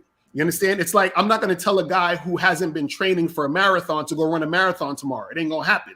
He's going to fall on his ass. So a lot of these guys, they're going to fall on their ass if they were to get married. So I'm not saying don't get married because it's bad. I'm saying don't get married because you ain't ready to get married, even if you wanted to get married. You see what I'm saying? So when a lot of dudes are going off of, oh, don't get married because this is going to happen and that's going to happen and the wife is going to do this and she's going to do that, that's because you're not ready. You understand what I'm saying? So most of these dudes, I get it. They're not trying to, they shouldn't make it happen because they're not ready to make it happen. I'm in they saying in the chat, they're like, aren't you in an open marriage? Yes, I am. I'm non-monogamous. And me and my wife, we've been together for 14 years, been married for 7 of those years. You understand? Also have a girlfriend who's in the chat right now. You see what I'm saying? And so what happens is the reason why I was able to maintain this situation with my wife for so long is because I have game and I know how to maintain that situation for a long time. Matter of fact, this book I have right here, my wife edited this book. You understand what I'm saying? So when someone's talking about tangibles, I'm using the situation that I have with my wife to help me progress. You see what I'm saying? So you have your wife there or your girlfriend there to utilize as a helpmate. See, guys who don't have game don't understand that, which is why they're saying, well, marriage is tricking. And if you're married, then your wife is going to control you. And if you're married, then you don't know nothing about the game. Listen, if a guy who's married, who's happily married, who runs his stuff, you understand what I'm saying? That dude got hella game because you need that type of game in order to maintain. Listen, going to pick up a girl in the street, that's child's play compared to having a long-term maintained relationship where you're married, have kids, and do all this other stuff and having a woman who respects you. You see what I'm saying? And a lot of these guys, the problem is that they don't know what it looks like for a woman to respect them, which is why when you're talking about getting married, they're like, married? Why would I marry a woman? She's just going to play me. She's just going to do this. And of course you think that because your whole entire experience with women is women disrespecting you. You see what I'm saying? You don't have enough game to get a woman to be in a situation where you're influencing her to be able to make something happen. Because the thing is this, what most of these guys do is that they think, oh, I'm going to control her, or I'm going to change her, or I'm going to do all these things to make her do this thing. No, you don't make a woman do anything. What you're doing is that you present the woman with an opportunity, and you also influence her mind to see your point of view or your side of things. You see what I'm saying? So what happens is that if you were to talk to my girlfriend right now, or if you was to talk to my wife, it'll sound like you're talking to me. You understand what I'm saying? In a lot of regards, because I've influenced my wife and my girlfriend. And that's what men do. They have influence on the women that they're dealing with. Men who are beta males, men who don't have game, the women are influencing them. The women are running them. You see what I'm saying? So that's what it is. Right So on. Mr. Hey, Lucario, hold on real quick. Y'all make sure y'all almost forgot. Make sure y'all sub to Locario. I got his link in the chat. One of the moderators, go ahead and copy and paste that and spam out the chat with that. If y'all not sub to Locario, make sure y'all definitely go check him out. Click his links. He got a lot of information out there. But yeah, definitely you definitely want to sub to Locario. And oh shit, we got Zero in the building. That's what I've been waiting for. Yeah. Yeah, but we're gonna go to Cornelius Edwards. Thank you for the super chat. Appreciate that. We're gonna go to Mel first. You got a question for Locario. Go ahead. Oh, what's up, Locario? How's it going, bro? How's it going? Good morning, everyone. All right. Yeah, definitely. I like that bomb drop you did with the MGTOW comment, man. I feel the same way, man. Because hey, if you can increase, we can hear you, but if you can increase your volume, that'd be great. Hello, copy. Can you hear me? Yeah, we can hear you. Yeah, just need you to be just a little bit louder. I'm on my iPad. Yeah, it sounds a little better. Okay. Yeah, definitely. Like I said, Locario, I like that bomb drop you did with the MGTOW and everything. I feel the same way, man. Because like, yo, one thing I learned out of these years of this journey and everything, men have to take accountability for their own parts in the relationship. Always. That doesn't mean that I'm not talking about I'm sorry, I don't mean to reframe. I'm not taking away the woman's part of the relationship and everything, but I feel like when men take responsible for their part, we move on faster that way and stuff. Right. Just like Steve, you too, Steve. Just like you always say, a man has to always stand by his name. Do not make it about the woman. Always, man. You know what I'm saying? If you realize, if you do your research and everything, men's marriage rate, especially in the black community, our marriage rate is still more higher than women's and stuff. It always have, because we know how to move on more faster and stuff. We know how to rebuild, re-strategize. That's what I say. I take game as I take the game strategy as chess. I'm the king, and when I meet all these different queens, being that the queens can move multiple ways, I'll tell the queen, move this way to benefit me. This queen, you move this way to benefit me. I make it all about me. I'm the king, and these are all my queens. They have to move multiple ways to make sure it benefits me, so the whole kingdom can run smoothly. And if she willing to not do whatever I say, you'll be like a pawn, and I'll kick your ass out. Sacrificial lamb. You know what I'm saying? That's how I'll take it. But reality is, like, you know what I'm saying? Just like with the woman that slept with about 100 people. If you ask me, yeah, I will wife up a woman who slept with 100 guys. You know why? Because if she's willing to show and prove herself she's worthy of my name and my programming, then I'm willing to train her. Women have to be trained. They have to be breeded. Some, yes, they are far gone than others, but they are some trainable women. She's willing to prove herself towards you. Then you can take her on. You know what I'm saying? That's all I wanted to say, brothers. Definitely. All right, thanks for coming up. I'm gonna condense down the panel a little bit. We got Black Wolf in the building with a super chat. He says real men can handle criticism. That's growth. Shout out to who was that we had in here? Tyree Patterson says Shorty from Orange is the new black. Is that your shorty? What are you talking about? Do anybody know what you're talking about? Shorty from Orange is the new black. Dasha. No, that's not my girl. That's just she's an actress from that show Orange is the New Black. I did like a web series back in the day, and I had her on one of the episodes and stuff. So I just Oh, okay. Yeah, I was like, I had no idea what he was talking about. Right. Yeah, I'm glad you knew. He said that nigga is the king of the iPad. Okay. I don't know what you're talking about. All right, thank y'all for the super chats. Even though I don't know what the hell you're talking about. But we got Zero in the building. Zero, welcome to the show, and you got the floor, you got the mic. Zero, mic check 1 2. Okay, don't tell me this is a troll. Zero, you there? Oh yeah, there we go. Go ahead, Zero. I'm still on my meeting, Bernard. Give me like 15 minutes. Okay, cool. Just mute up. You hear me? Oh yeah, go. Yeah, just mute up Zero and then just come back in when you're ready. Go ahead, Steve. Well, here's the thing that a lot of guys understand. A lot of if you deal with real men are never going to push marriage on a man. Okay, they're not going to. What they're going to tell you is the only time you should think about marriage is if you want to push your bloodline. That's it. You should, if you're not thinking about pushing your legacy, your name, and your bloodline, you should not even get married. You shouldn't be living with a woman. You shouldn't even be dating a woman. You should just be smashing them and going through them like a hot knife through butter. But what you're having now is you're having a lot of young men who aren't even married, who don't even have women, trying to tell people not to get married or get with women when they don't even have women. They don't even understand what the game is about. You see, everybody wants to sit around and blame the women like women. They always want to tell, how can you tell a man what he should be doing with himself? You know, every time you turn around, all you see is guys trying to tell other men things. And then these men are mimicking what other people are telling them. They're not even going out there to see it for themselves, Bernard. They're too busy saying, okay, this guy's saying stay away from marriage because it's a bad thing. But this is the difference between content creators and people that have game. Content creators are generalizing. They will always talk in generals. All women, don't do all this and don't do all that and don't do all this. And they don't even know that women are different. But the thing about a woman, like Locario was saying, she's going to follow a man. Because if she doesn't follow a man, she's gone. That's it. She's going to go. Bernard, let me ask you a question.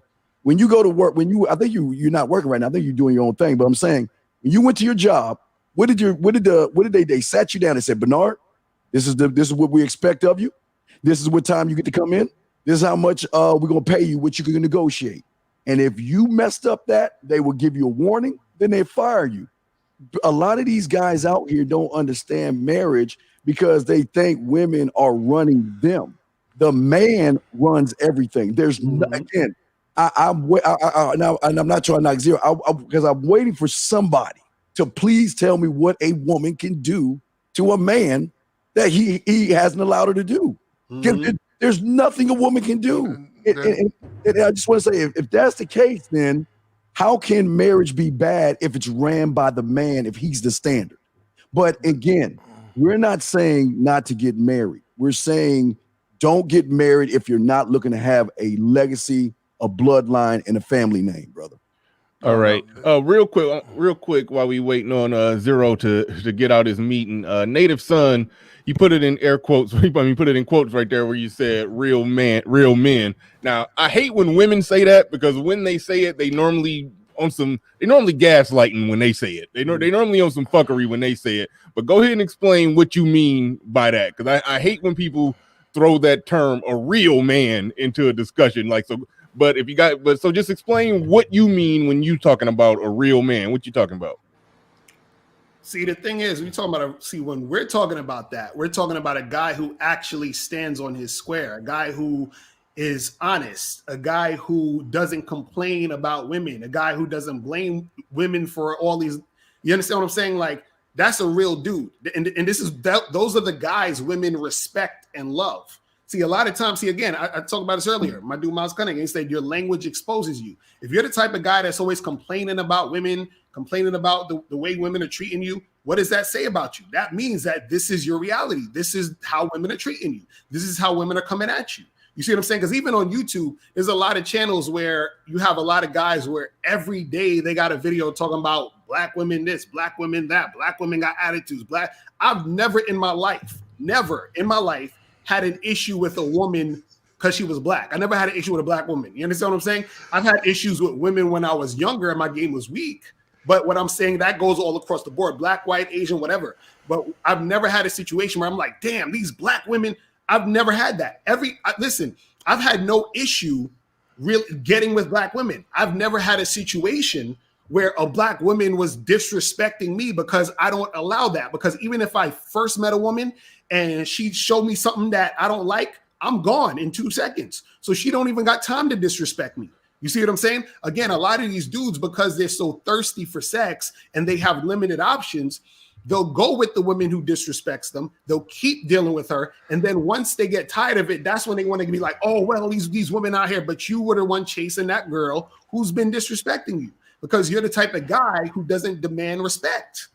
You understand? Yeah. Because you're just always taking and you're always like adhering to what she's doing, even though she's disrespecting you. No. From the time I came into the space, I checked out a lot of channels. I had seen your channel, yours, Steve the Dean, a lot of you guys, and I saw those players in the space. I saw those YouTube. I said, man, some Max out here. Right. You know, AMS, Alpha Male, all these dudes, whatever. And I was like, it's a Max out here. And I came into the space, and all of a sudden I ran into all these, for lack of a better word, I guess beta. I was like, a lot of dudes here beta. I was like, and it sort of threw me off, but I said, like, you guys that fucked up about this? Like, yeah, I done caught some bad relationships. I said, wait a minute, so you guys that fucked up? Like you don't even want to deal with them? No, like, I was like, whoa, like you don't even want to talk to them? I was like, whoa. And and I found out, I said, okay, it's a lot of mental illness. It's a lot of just bitch broke ass niggas in the space. And I tried my best to help, and I just got attacked. But I stayed on my square, man, because I was like, if you want to see a dude who shows some real masculinity, I did. I stayed on my square. I kept my campaign going. And I stayed up. And I still stand up. And them niggas, they talk that crazy. But you know what? With the success of other guys that have been here, I'm not going to drop their names, but they sort of tilting that shit toward the alpha male, the high value type. They're tilting this space. And a lot of dudes are understanding, you just can't back out of the game like that. You still got to stay in there. It's till the casket drop, nigga. You stay in it. You know what I'm saying? That's how you go. Can I answer that Snuggles 6? Oh yeah, go ahead. You got it. You said so y'all are trying to convey is that women need to adhere to instructions and they do not have the cognitive ability to run themselves. No, that's not what we're saying. What we're saying is this. When a woman is in my domain, you understand what I'm saying? She adheres to my instructions. This, for example, if you go get a job at Target, you can run stuff yourself outside Target when you're doing your own thing on the street. But when you step into Target, when you step into my company, you better put that red shirt on. You better greet the customers this way. And these are the things that need to happen. You see what I'm saying? So again, imagine the owner of Target complaining about the employee. Man, that employee number 269, man, this guy, he's just, I can't. You understand? You look at him like, bro, why don't you just fire that guy? Why don't you fire that woman? You understand what I'm saying? Why are you complaining about this person? Shouldn't they be adhering to your rules and regulations of your company? You see what I'm saying? And so this is what I'm saying, where a lot of these guys, they don't, the true situation is they don't see value in themselves. You understand? Because if they saw value in themselves, then they're not going to actually be having these interactions. You see what I'm saying? But again, they see the dynamic between them and their woman as, 50-50, or even worse, the women running them. So it's crazy. Shout out to Melody in the building with the super chat, says hit the like button. Y'all make sure y'all hit that like button. We got 500 people in the building, 235 on the likes. We can do a little better than that. Yeah, come on. No way we shouldn't be over 300. Michael Merriweather in the building. He says a debate between Zero, Locario. Dude, you already super chatted that already. You missed. That's the thing. I'm looking in the comments. Hold on, no, wait. It was a comment. Damn it, where'd that comment from? Pablo. Damn it, Pablo. I'm mad. I lost your comment. Let me try to find that because I do want to throw that one at. Zero, are you ready? Yeah, I'm good. Okay. We'll just hang on for a second. Pablo Freshkabar says you can't game your way out of a dysfunctional culture with women who aren't feminine. What's your thoughts on that one? Oh yeah, y'all just will. What is? Yo, listen. Do y'all understand that women submit to masculinity? Do you not understand that? I don't understand why that's so hard for y'all to get. Do you understand what I'm saying? The reason why, listen, women are only going to do what they're able to get away with. So if you're the type of guy who's going to let her get away with that, then she's going to treat you that way. It's that simple. See, earlier I was talking about how a lot of guys aren't attractive. And let me explain why. The reason why a lot of these guys aren't attractive is because they're on a consistent basis. They're participating in behaviors that basically keep them insecure, keep them being a type of guy who is adhering to a lot of nonsense dealing with women. So what happens is like this. You're weakening your game every time you allow a woman to disrespect you and you keep dealing with her. You weaken your game by every time when a woman's flaking on you or acting kind of weird or crazy, and you keep rewarding her with attention and gifts and all this other stuff. So now what happens is that becomes your norm. You become the guy that women can disrespect. You become the guy who becomes lame to women. Now, on the flip side, if a woman is disrespecting you, when you cut her off at the first sign of disrespect, or if a woman is being on some nonsense and then she, you're like, okay, I'm not really dealing with this woman, that builds you up. That builds up your confidence. That makes you say, you know what? I value myself enough to not deal with women who are on some BS. And then so when you get to the next girl and the next girl, she realizes, man, I actually like this guy. And I see that he's not the type of guy that's going to put up with BS. And that's what it is. All right. And for what it's worth, Pablo, who asked that question, he's married to a beautiful woman from, I think from the DR. I don't forgot where she's from. But he's a married man. He temperamentally couldn't deal with American black women. He went somewhere else, found a wife, and got a happy family, and he happy. But anyway, I just wanted to throw out. Pablo's my man. I just wanted to throw that out there. He ain't just some incel throwing that out there saying that. So I just wanted to put that out there real quick before you go to Zero. Shout out to you right there. He said, I work with many women. They always look up to me for guidance, even when they know the answer. Even my women managers. Shout out to you. Thank you for that. LT Cole Unknown. Shout out to you. Thanks for the super chat. Appreciate that. A lot of new people in the building right now. So make sure you hit that subscribe button. I do this pretty much Monday through Friday, sometimes Monday through Saturday, even though I take a day off here and there in the middle of the week. But pretty much Monday through Saturday, you can find me at around 9 a.m. doing a live show. So make sure you go ahead and subscribe, bang the bell. All right, we got Zero in the building, and make sure you sub to Locario if you're not subbed to him already. Make sure you sub to Locario. We got Zero in the building. All right, Zero, go ahead. You got the floor. You got the mic. Yeah, they said a lot. So I guess I'll start. Take your time. Take your time. Yeah, so like a lot of normal people got jobs and careers just like me, and they have to use game to talk to people, attend meetings, interact with women on the job, and all that other shit. So I think Steve asked, like, as far as like what can women do to you as a man? Shit, that's easy. Again, if you're a normal person, you out in the fucking world, we have what's called ignore rape now, where if you purposely avoid women at work because you don't want to be alone with them because they can, again, in the normal world, they can accuse you of shit on the job.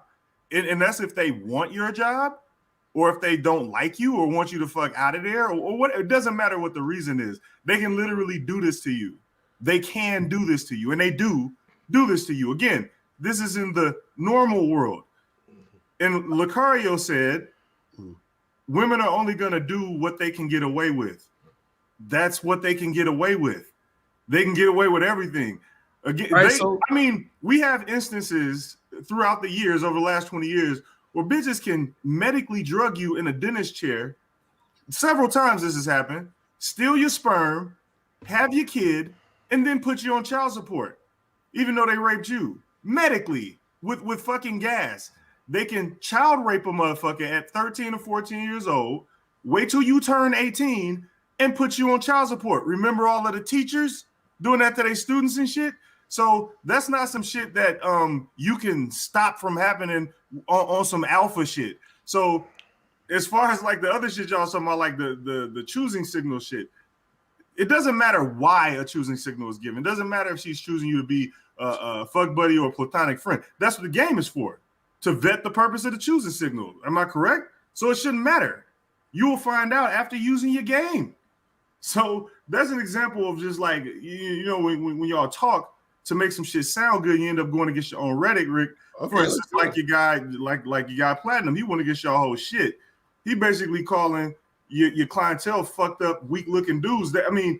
If that's your market, that's fine. But if you're talking about normal people, normal niggas don't have those kind of Down syndrome ass problems. Normal niggas don't walk around getting shit on by bitches all day. So you either placing yourself above normal motherfuckers who actually get pussy and agree with your whole line of work, or you talking to downy niggas like 1010 was talking about. So is like, and then relationships, porn stars getting married, that's a real argument? That's not normal shit. That's what I'm saying, like normal shit. So either your programs are aimed at normal people or it's not. Because the thing is, if you are marketing to downy people, then shame on you because you're taking advantage of disadvantaged people, and that's a new low.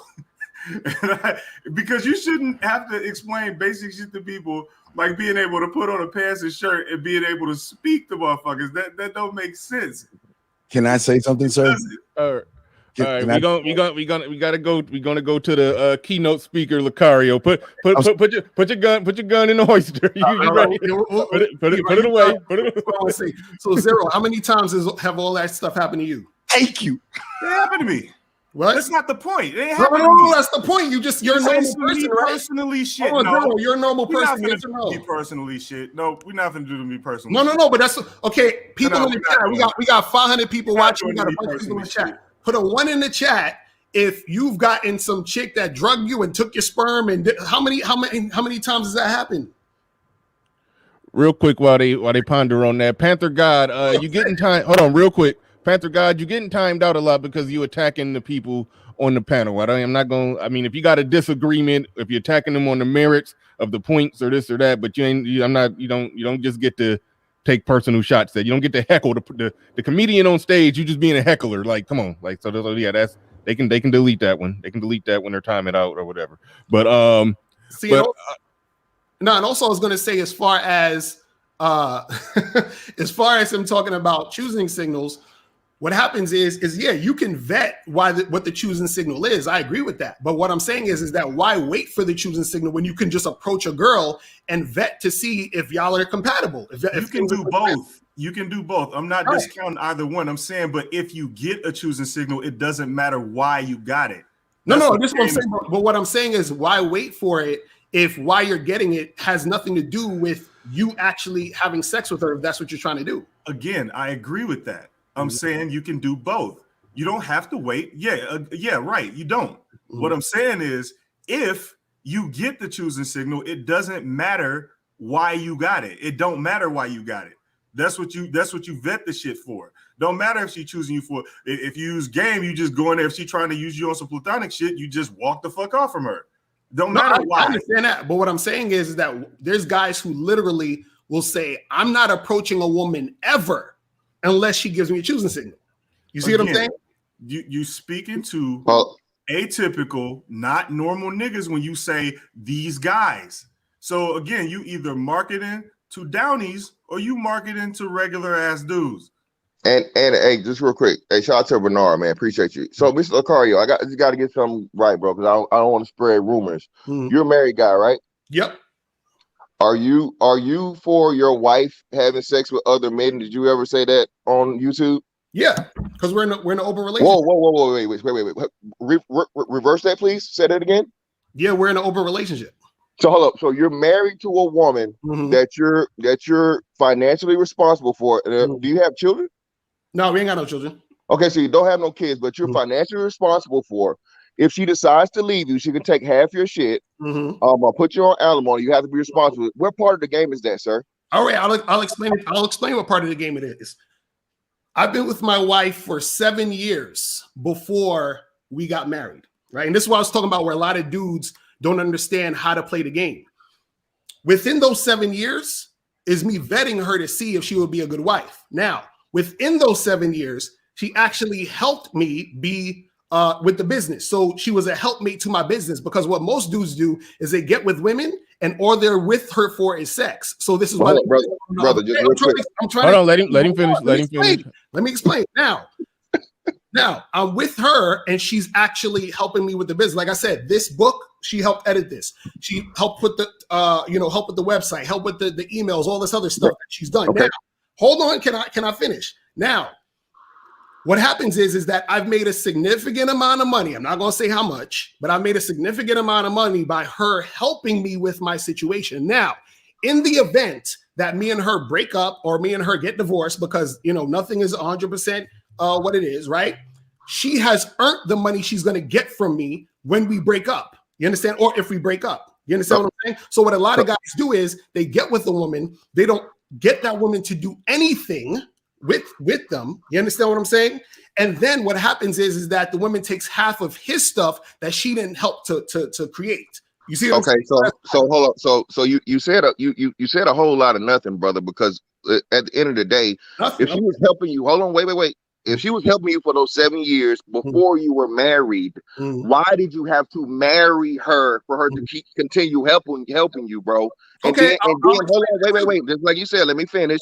Okay. And instead of you guys just having a mutual agreement because you were just such friends and great friends and partners without a legal fucking binding contract to marriage, now you put yourself at her mercy. There is no game in that, sir. That's what's called a sucker's bet. Okay, let me explain it to you. Wait. I'm almost done. And then furthermore, for you to hold on. Furthermore, for you to be a game dude that's married to a woman that is now obligated to pretty much a guarantee to up to half of your shit, and to say that she can take foreign dick at any time at her discretion, brother. There's nothing motherfucking game about that, man. That's pimp. That's simp and fucking beta as fuck. Okay, bro. can I explain? All that? right, You done? go ahead, Locario. Okay, now let me break it down for you, my brother. All right, so you're saying, why did I marry her? Why did I upgrade her to marriage? What you guys don't understand is this: is that y'all think that y'all are going to actually get something out of a woman by not giving anything. That the world don't work that way. Now, what happens is, for example, if I was to hire you, Mr. Fantastic, for my company, and I said, hey, you're going to start out in the mailroom, right? And I'm going to pay you, $20 an hour to be in a mailroom, right? Now, as you're working, I might promote you to manager, then supervisor, right? Now, at a certain point, I might promote you to vice president, right? Now, if I say to you, hey, listen, I'm going to make you vice president. I'm going to call you vice president, but I'm going to still have you in the mailroom and I'm going to still pay you $20 an hour, right? You look at me like I'm crazy. So what's going to happen is you're not going to put in the same amount of work and energy and effort that you would if I would have upgraded you to vice president, put you in the vice president's office and pay you a vice president's salary. So what you guys who don't understand game don't understand is that in order to get something out of a woman, you have to put something into her. You understand what I'm saying? And so what it is that I'm not finished. If I'm going to be with a woman, right, I'm going to upgrade her to make sure that me and her are in a situation, in a position, because understand, I wanted to marry her too. It's not like I'm just marrying her because she wanted. I'm deciding, hey, this is the right time to upgrade you to this position. Now, let me say this about the sex thing, because again, this is what I said earlier. Guys who have limited amount of game and who don't actually understand the game are so concerned with sex. Mr. Fantastic, let me ask you a question. Do you date women? Yeah. Okay, now, a woman you're dating right now, do you think she's fucking somebody else? Nah. And there you go. See, you're naive. This is what I'm saying. What makes you think she's not fucking somebody else? Well, no. I mean, no. Yeah, that's possible. I know that's a possibility. Yeah, that's a possibility. Yeah. Go ahead. So now, what's the difference between the girl you're fucking someone else, and the woman I'm fucking somebody else? Well, again, the difference is this: the bitch I'm fucking, if she fucking somebody else, I can just leave her and she don't get none of my shit. She just jump on another dick, and I don't owe her anything. But and this is where I was married. Hold on, wait. I got to give you some context, brother. So even though you may understand the game, which I mean, that's that's your opinion, you definitely don't understand marriage, because again, the whole part of marriage. Hold on.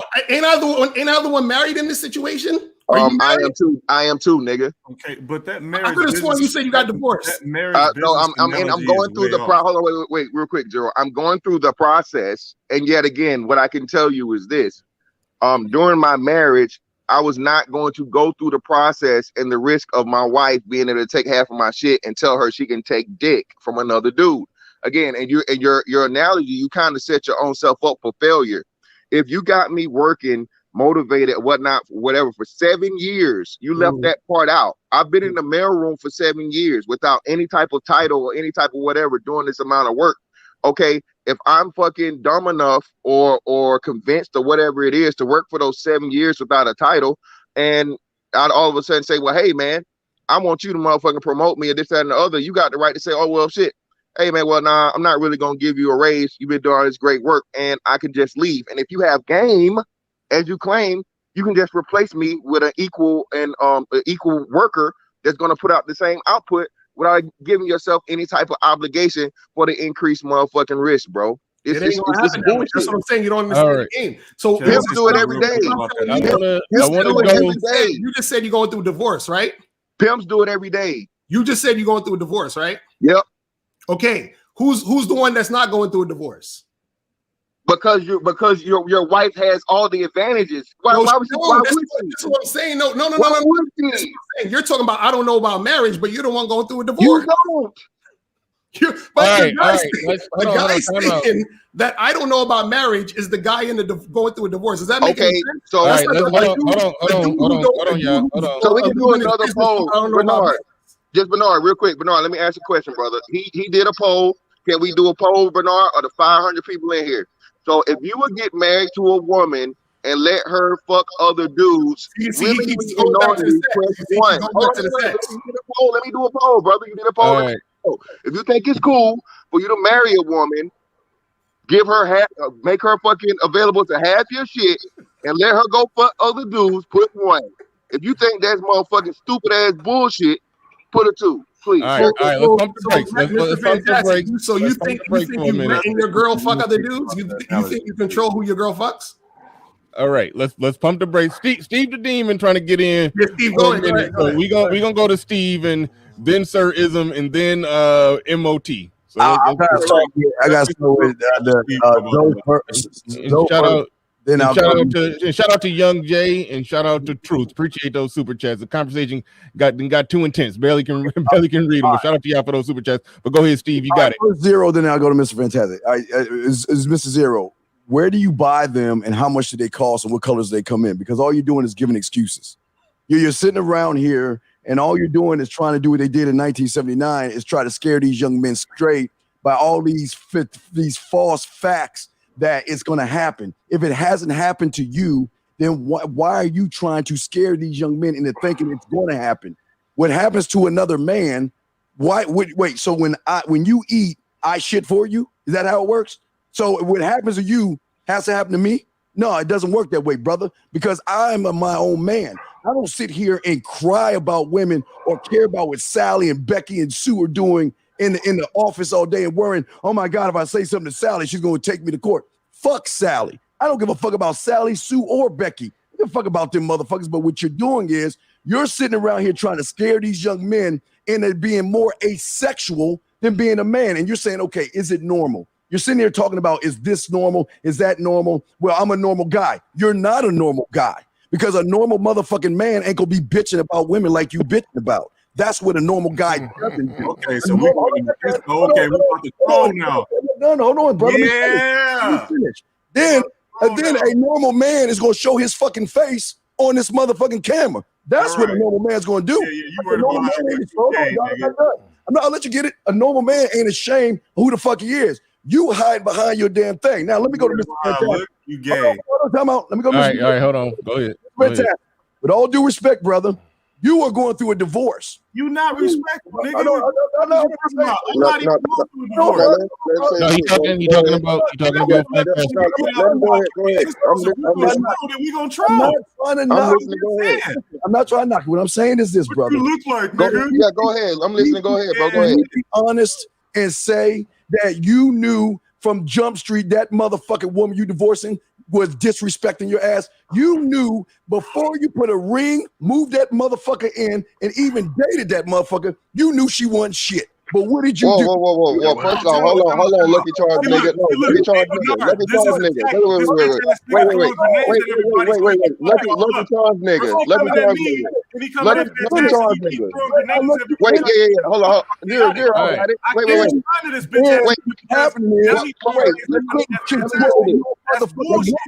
Let me say this. All guys not to get married. Well, again. That's your problem. And then that man, he's telling you his wife. Okay. They was gonna do.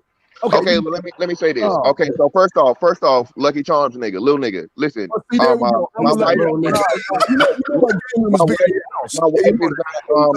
wife, you go out, you a Lucky Charms, nigga. You a little nigga. You a old nigga. You a black nigga. So come on, you don't want to do this. All right, y'all. Let's try to go one at a time. So chill out. Dude, big head ass started throwing grenades at me. Then he threw grenades at Fantastic. We good. I'm good. I'm good though. Chaotic because if he keep throwing grenades at everybody and everybody can't. He definitely not guilty. All right. I got you, Zero. But let's let Fantastic. Let me say this. Well, my goodness. Can I ever get in there, brother Bernard? I've been waiting patiently. I mean, about 8 people came in after me, and they didn't kick over. Hey, Sirism, you wow. right. Yeah, chill out, Cat. So thank you for your patience. Appreciate that. Let's go ahead. You got the mic. Go ahead, and then we're gonna let Sir Ism go. Then I'm gonna make sure that we get Fantastic response to Steve the Dean. Then we going to MOT. That's the order. Let's stick to the order. Go ahead, Sir Ism. All right, I appreciate you, brother Bernard. You've been doing a fantastic job, no pun intended, with the interviews at the top of the morning. Salute to brother Locario, one of the game kings, and brother C the Dean, Platinum Elite. A lot, and the rest of you players on here, Man of the Mall, Zero, fantastic. Salute. I appreciate you letting me be up here. I just want to say, hey man, you have to do what works for you. Game applies to everyday life. Game is navigation. Game is what you believe in your heart. Game is like when you tell Siri to take you down the street, you believe in her. You believe in Alexa when you ask her something. But when these brothers come on here that have game knowledge and experience, not some that they learned out of book, but life experience, it seems like other brothers look at people like a video game and they want to pick holes at the big boss and keep shooting right here 1,000,000 times and look for a chink in his armor. The man spitting game doesn't mean nothing about how he has an open marriage. He's controlling his woman. And then these other brothers get on here. They can't control their women. They're divorced. They're lonely. They're at home whacking off, dry dicking, and want to get mad at the brother spitting game and look for a cheek in their arm and want to start arguing and bloviating and ain't really doing nothing at home but come on YouTube and be their YouTube Sims character. And when they cut this off, they got to go back to their stinking life. So they want to come up here and argue with men. Why can't you just do what you do and the men that got game do what he do? Seems like he controlling his woman. He say his woman in the chat. He says other woman helped him with a book. And your woman is divorcing you. So I'm just saying, you're looking for a cheek in a player's armor. That's the game right there, baby. Can you dig it? Yeah. Not how tall, how short, how leprechaun, how old, and none of that. Game is game, and game live forever, baby. Yeah. Can you dig it? What in the world just happened? All right, man. All right, go ahead. We going Fantastic. Gonna respond regardless of what he say. I know y'all gonna want to respond to Fantastic because he probably about to. He might throw a grenade, but we gonna go Fantastic then MOT. All right, go ahead, Fantastic. Yeah. So everything Ism just said is bullshit. Again, we've established this here, not just only in this space, but in society. Age matters, size matters, vitality matters, money matters, hair matters, weight matters. You the one with no woman. Old fat ass bald niggas and old niggas that you know what I mean that can't motherfucking walk a fucking mile without fucking losing their breath is not on the same motherfucking level of competition with me. Never gonna be. No matter how much you motherfucking rhyme and talk but about. But you're not a woman, Fantastic. So who cares what you like? Hey, hold on, nigga. We'll get back to you. All right, nigga. Cat Junior. We'll get back to you, brother. Calm down. So to Steve the Dean. See, what you like to do is y'all niggas like to act like y'all niggas like this nigga up on the hill and everybody else beneath y'all. My fucking marriage not in nothing because of no fucking disrespect, bro. It was a mutual agreement between the two of us that said, hey, you know what? You've grown, I've grown over 10 years as people do. And we're just not gonna do this anymore. Mutual fucking agreement. So this thing about this bitch that. Well, I can tell you this, man. The bitch that you're talking about, I don't have no motherfucking problems or issues with her. Okay? The bitch is motherfucking doing this shit because I want to fucking move the fuck on. Just like fucking she wants to motherfucking move the fuck on.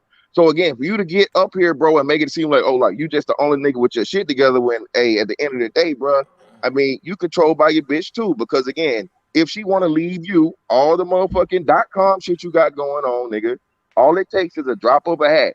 You are not fucking special. You're not better. We've seen this happen to every man at every level. You don't got more money, more clout, more fame, more anything than Dr. Dre or Will Smith or Kanye West. So don't get up here, bro, talking like you niggas is just expert. You got hoes figured out. A hoe can go at any motherfucking second, bro. Who She can cares? literally wake up at any fucking We second don't and say, care. nigga, I am My out. wife can go. Who cares? All right. We about to go to MOT. If I could just ask for one thing in this conversation is I don't like when the jab of you can't get no pussy gets thrown out there. I think everybody on this Especially panel, to a BABG, nigga. Stop it. everybody on this panel can get some pussy. Like Fantastic 6'5" and built like a damn NFL tight end. He can get Stop some it, ass. nigga. Zero, zero.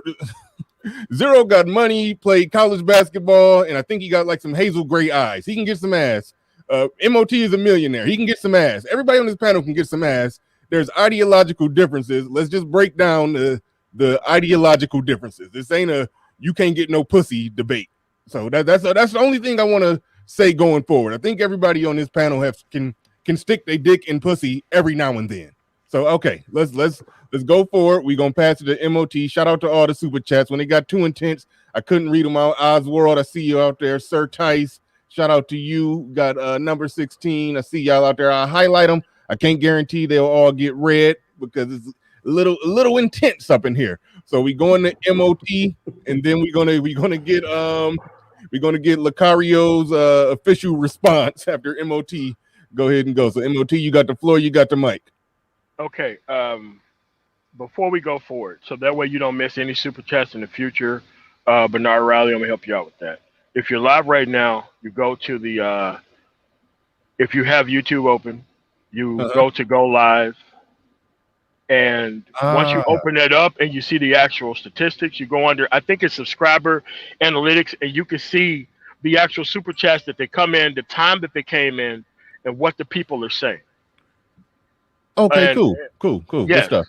So that way you don't miss the super chats coming from beginning to end. They disappear off the screen, but they actually are there in order in the time that they actually came in. So that way you don't have to miss a super chat. Cool. Ever. Appreciate it. All right. So let me go forward. Now, one thing that is missing from this entire conversation is choice. I choose to deal with what market I deal with. Myself, I don't want to make sure that I enter a market where the woman is actually winning. This is why I date women of other cultures and other places else. Because you want to know why? They don't have bitch ass niggas in their other cultures. They don't have bitch ass niggas leveraging over experience of women versus inexperienced of men and bragging on it. Anybody can get pussy in this culture the moment you bow down to what a bitch wants. Anybody can get pussy. This is why I call WABT what a bitch thinks, and this is why I call WABD what a bitch does. Anybody can restrict themselves to a bad market. That is what choice is about. We have an over proliferation of bitch ass niggas who are telling men that they don't have any choice but to deal with women of a certain culture. You don't have dudes like this in another culture. You know what they would do? Take swords and hack these motherfuckers to pieces and feed them to pigs. They don't have these type of dudes in other cultures. They're only here within America because bitch ass niggas was what's winning. How you think hoes are winning if it ain't a bunch of bitch ass niggas helping them? There are a bunch of bitch ass niggas online coming here helping these hoes win, and they treating it like power. Power is not giving the women what they want. Power isn't giving the women exactly what they want. Dude, listen, I'm not based on what a woman's opinion is in this society and life. It is exactly what the fuck I want to do. I'm the one with the power. I'm the one with the money. I'm the one with the fucking productivity. And guess what? If she ain't with my fucking program, guess what I'm not going to do? Put myself in a sewage treatment system expecting for clean water. And bragging about the fact that I'm going to put myself through that type of system. You see, choice is also what masculinity is. Leaving yourself out of this process for a while, it gives you a moment of clarity that's not being exhibited on the panel. This is why we have to talk about how much pussy you are getting or are not getting as the actual representation of masculinity. And alpha does not go through ran-throughs, and alpha runs the whole shit. Alpha is based on productivity, not what a bitch thinks. WABT. That's what the fucking bitch nigga shit is about. It's an over-proliferation of bitch-ass niggas around here. And at the end of the day, I don't hire these motherfuckers. I don't date their women. I don't mentor their fucking kids. fuck these niggas. We winning. The only thing you got to do is leave bitch ass niggas alone and what they focus on as their potential power source, and them niggas are fucking done. Mic drop. I'm out of here. You guys have a really nice morning. Back to fucking moving these vaccines for $65,000 a fucking week per truck.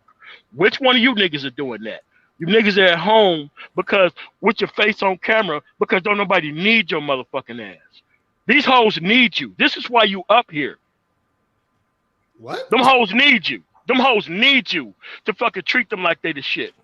You niggas ain't out here trying to teach men how to do shit. I'm out, man. I cannot be in this fucking cacophony of bitch ass niggas. I'm out, man. Like Locario, you got it. Can somebody like rephrase some of that? Because I'm confused. Because it sounded like he said it's a choice that you make, but then don't you choose to be the type of man you want to be so that you're choosing women who are like the right fit for you? So would it matter where you're at and the situation you're in if you're the one choosing who's going to be in your domain?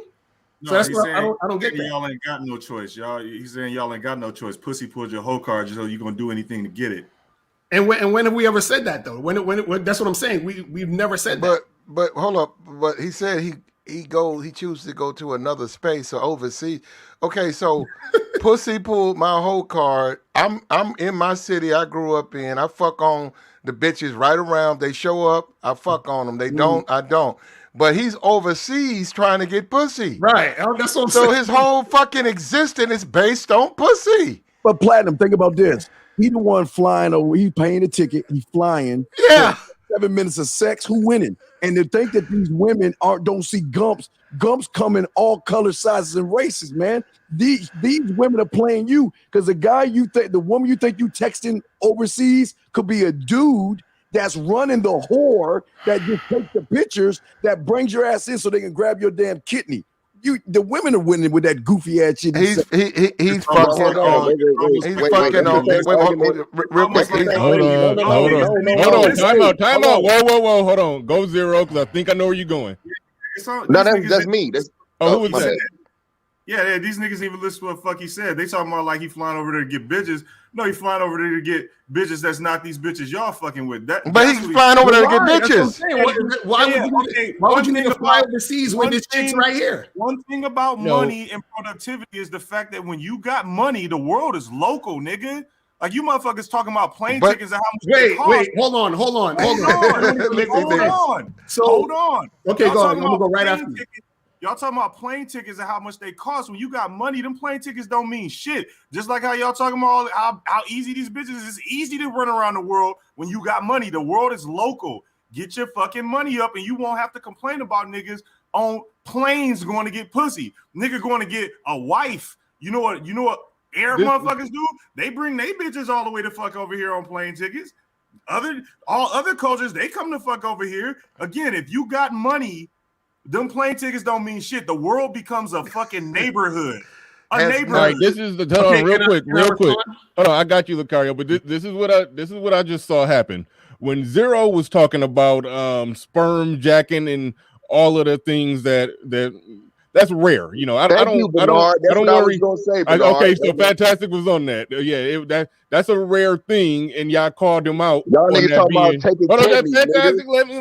Let me set it up. Y'all called him out for that being rare, and I was like, good point. It is a rare event.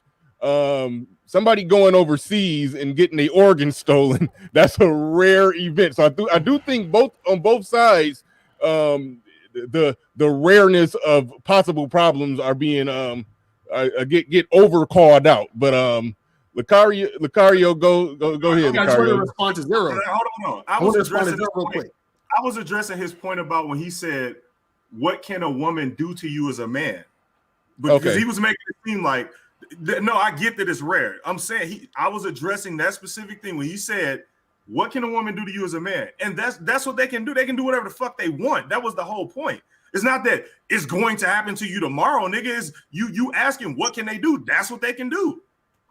And just real quick, none of these dudes have kids, right? Or I know what Locario, you don't have kids. Platinum, you don't have kids. I have, bro. My personals are just that, but I'll answer that. Yes. Okay, Platinum, you do have kids. Steve Dean, you got kids, bro? Yes, sir. Biological kids. Yes, sir. Okay, and Ism got kids, right? Yes, sir. Okay, cool. So when you guys go do this shit, man, and you're talking about the sperm, bruh, I got sperm jack, bruh. I got sperm jack. I was with a woman in a fucking long-term relationship. The bitch stopped taking motherfucking birth control, and fucking, of course, voila, I got twins now. Okay, wait, hold on. By the way, that's normal. Hold on. Whose fault is that, though? Well, Hold on, wait. Hold on. Let me answer your question. Okay, I can accept the fact of the matter that it's my fault. Again, for as you say, trusting the bitch. I understand that. But you're talking a 37-year-old fantastic versus fucking 21-year-old fantastic. What you guys want us to do is you want 37-year-old fantastic to shut the fuck up and not warn fucking 21-year-old whoever in the fuck that, hey, these bitches are out here jacking sperm.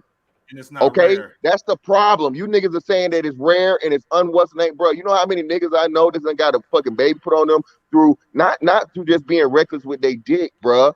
Like he said, bro, you got stories about this shit, all kinds of crazy shit like that. But again, hold on, brother. Just real quick, I know you the host. I'm gonna let you get to it, bro. There can be some shit that you literally do every fucking day, bro. Like I don't know if you niggas ever seen this shit. You guys ever seen like the can opener thing? You ever seen the can opener shit where like motherfucker you open the can with the can opener the wrong way your whole life? Like niggas don't know that like the purpose of like the pop can on the tab, like on a fucking drink what that tab is for. That tab serves a purpose. But until somebody tells you that shit, you're like, oh shit. You be looking like the Weebay meme out this motherfucker, bro. When you guys tell us that we just bitching, whining, complaining, oh, you niggas don't know this, you don't know that, bro, you are hurting the upcoming boys that are gonna be men, bro, because they don't know the ways of the bitch.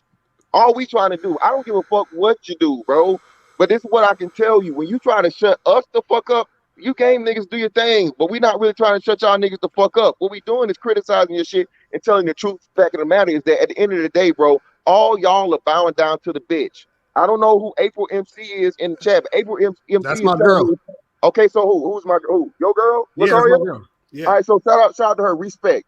April MC is telling me that if I wanted to save my marriage, I should explore an open relationship. Duh. I'm pretty sure my fucking soon-to-be ex would love that, to where she could still have all the fucking access and legal rights to my resources while fucking open marriage ain't gonna help you, bro. It's not gonna help you. Hold on. While taking other dick. Again, bro, why am I going to pay my wife to go fuck other men? That makes no sense. There's nothing alpha about that. There's nothing game about that. You guys are missing the whole point. That is leverage for the woman.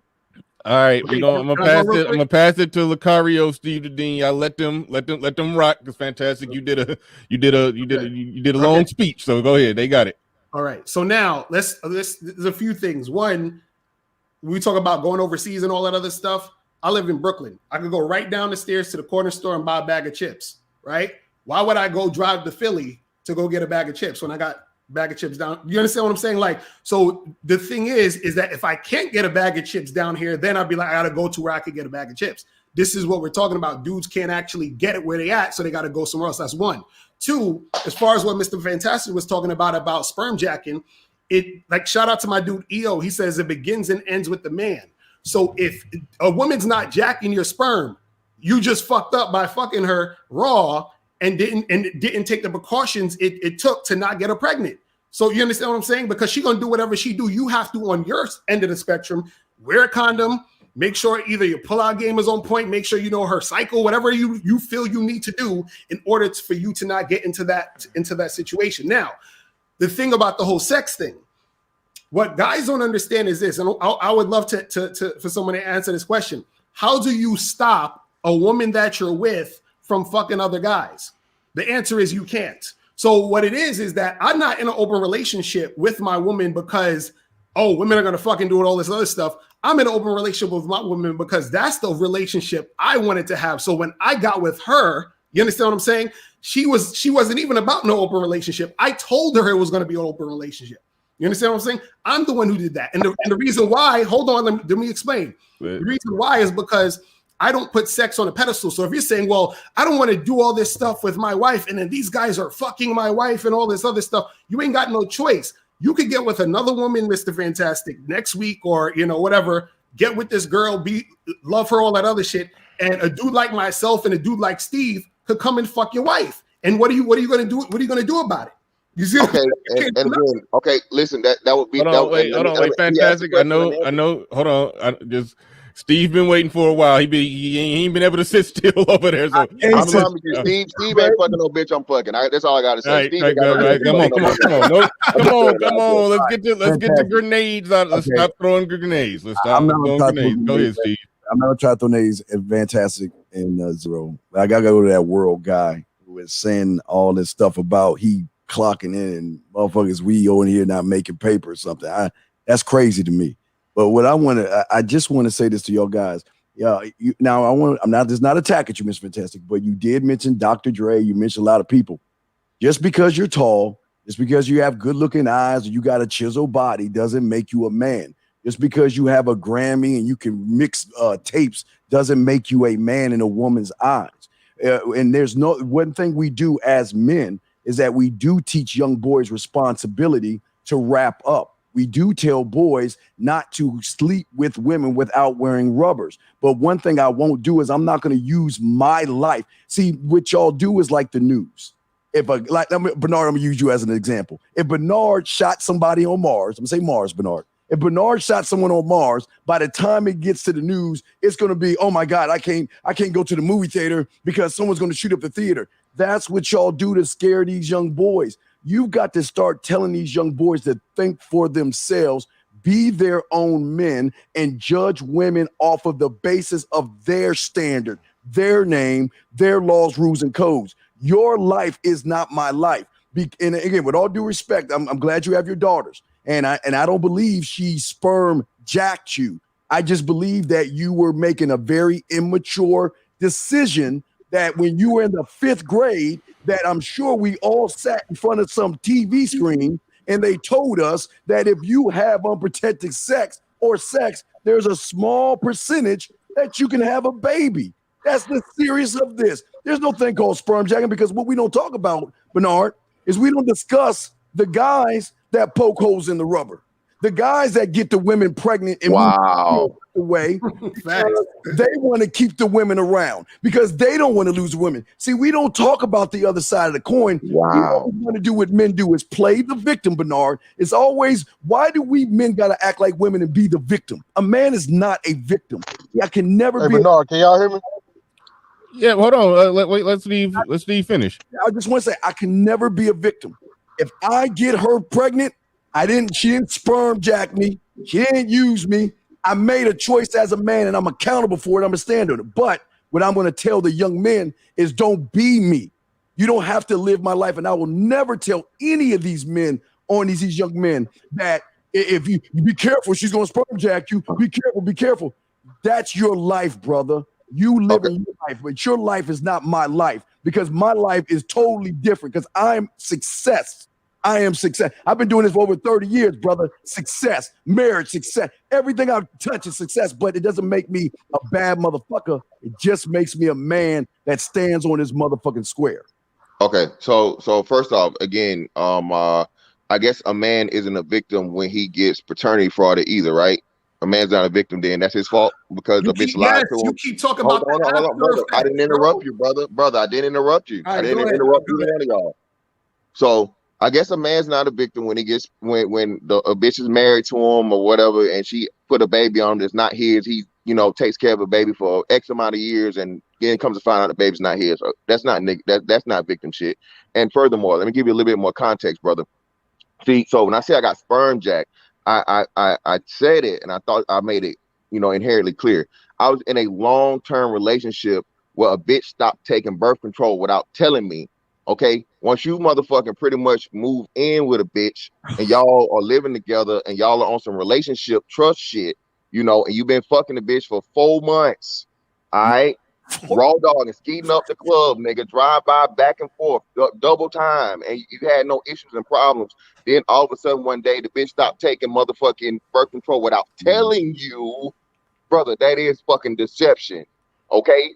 If I was to do that to her, you know, if I fucking fuck a bitch without a fucking rubber on, bruh, and I told her that I had a rubber on, but I put it off during sex, she could charge me with rape.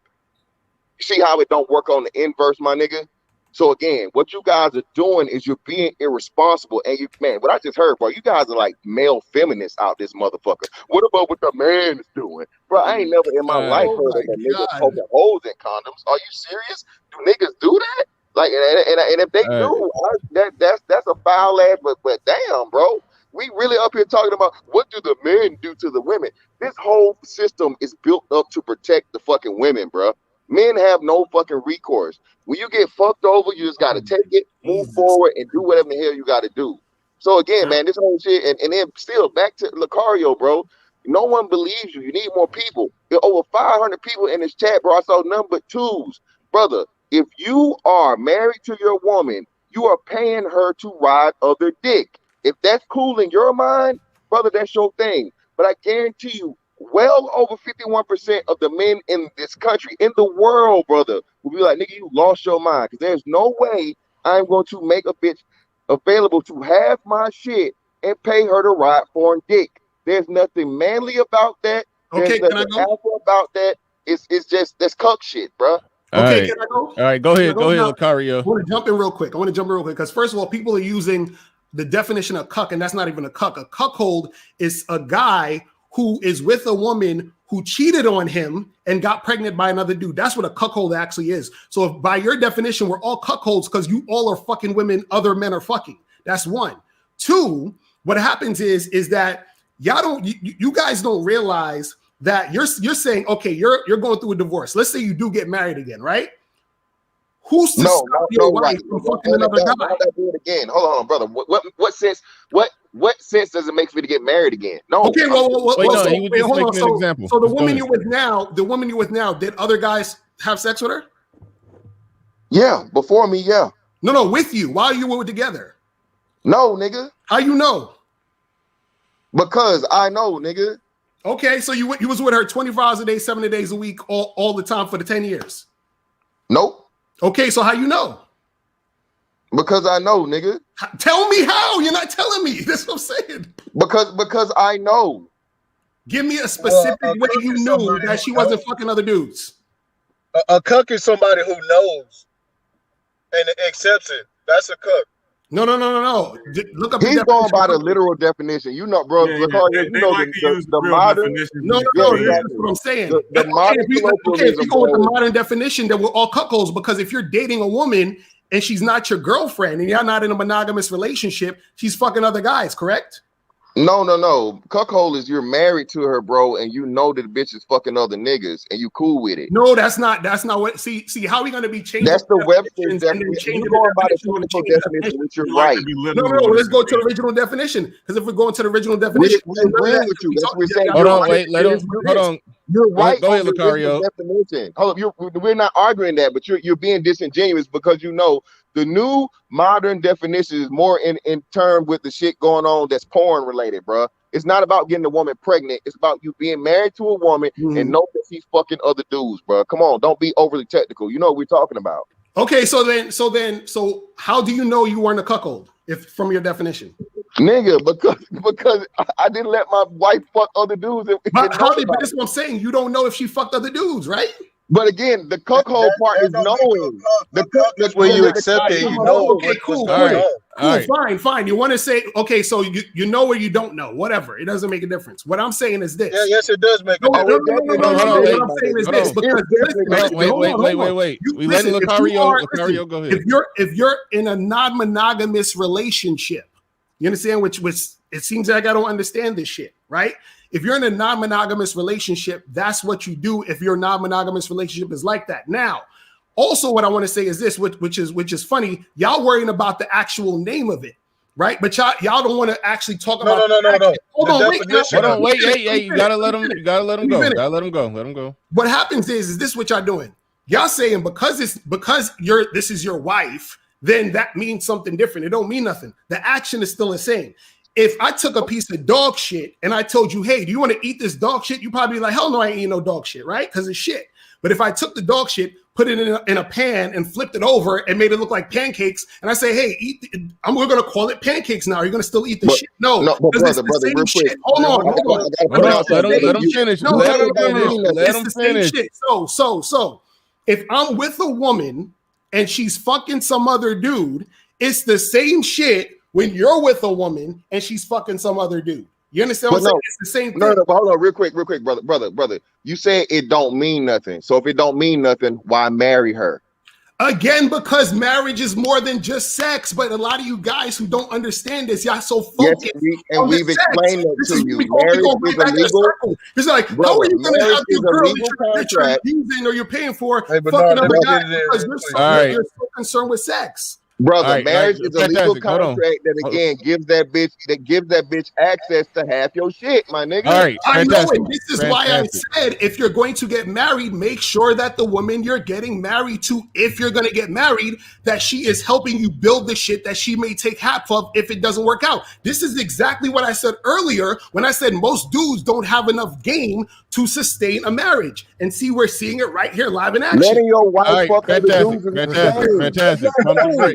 Hold on. We gonna go to Ty City. Zero wanted to respond to some stuff. We're gonna go to Ty City, then Zero. Go ahead, Ty City. Yeah, I just be making fun of the game shit, bro.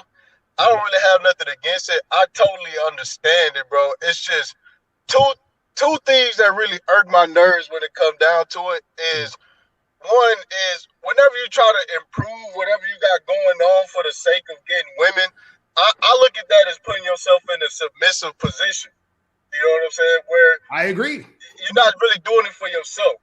You know, and the second thing is when guys don't have communication skills and everything else y'all try to mask under the category of game, it's looked down upon like that, like that dude is like less of a man or some shit.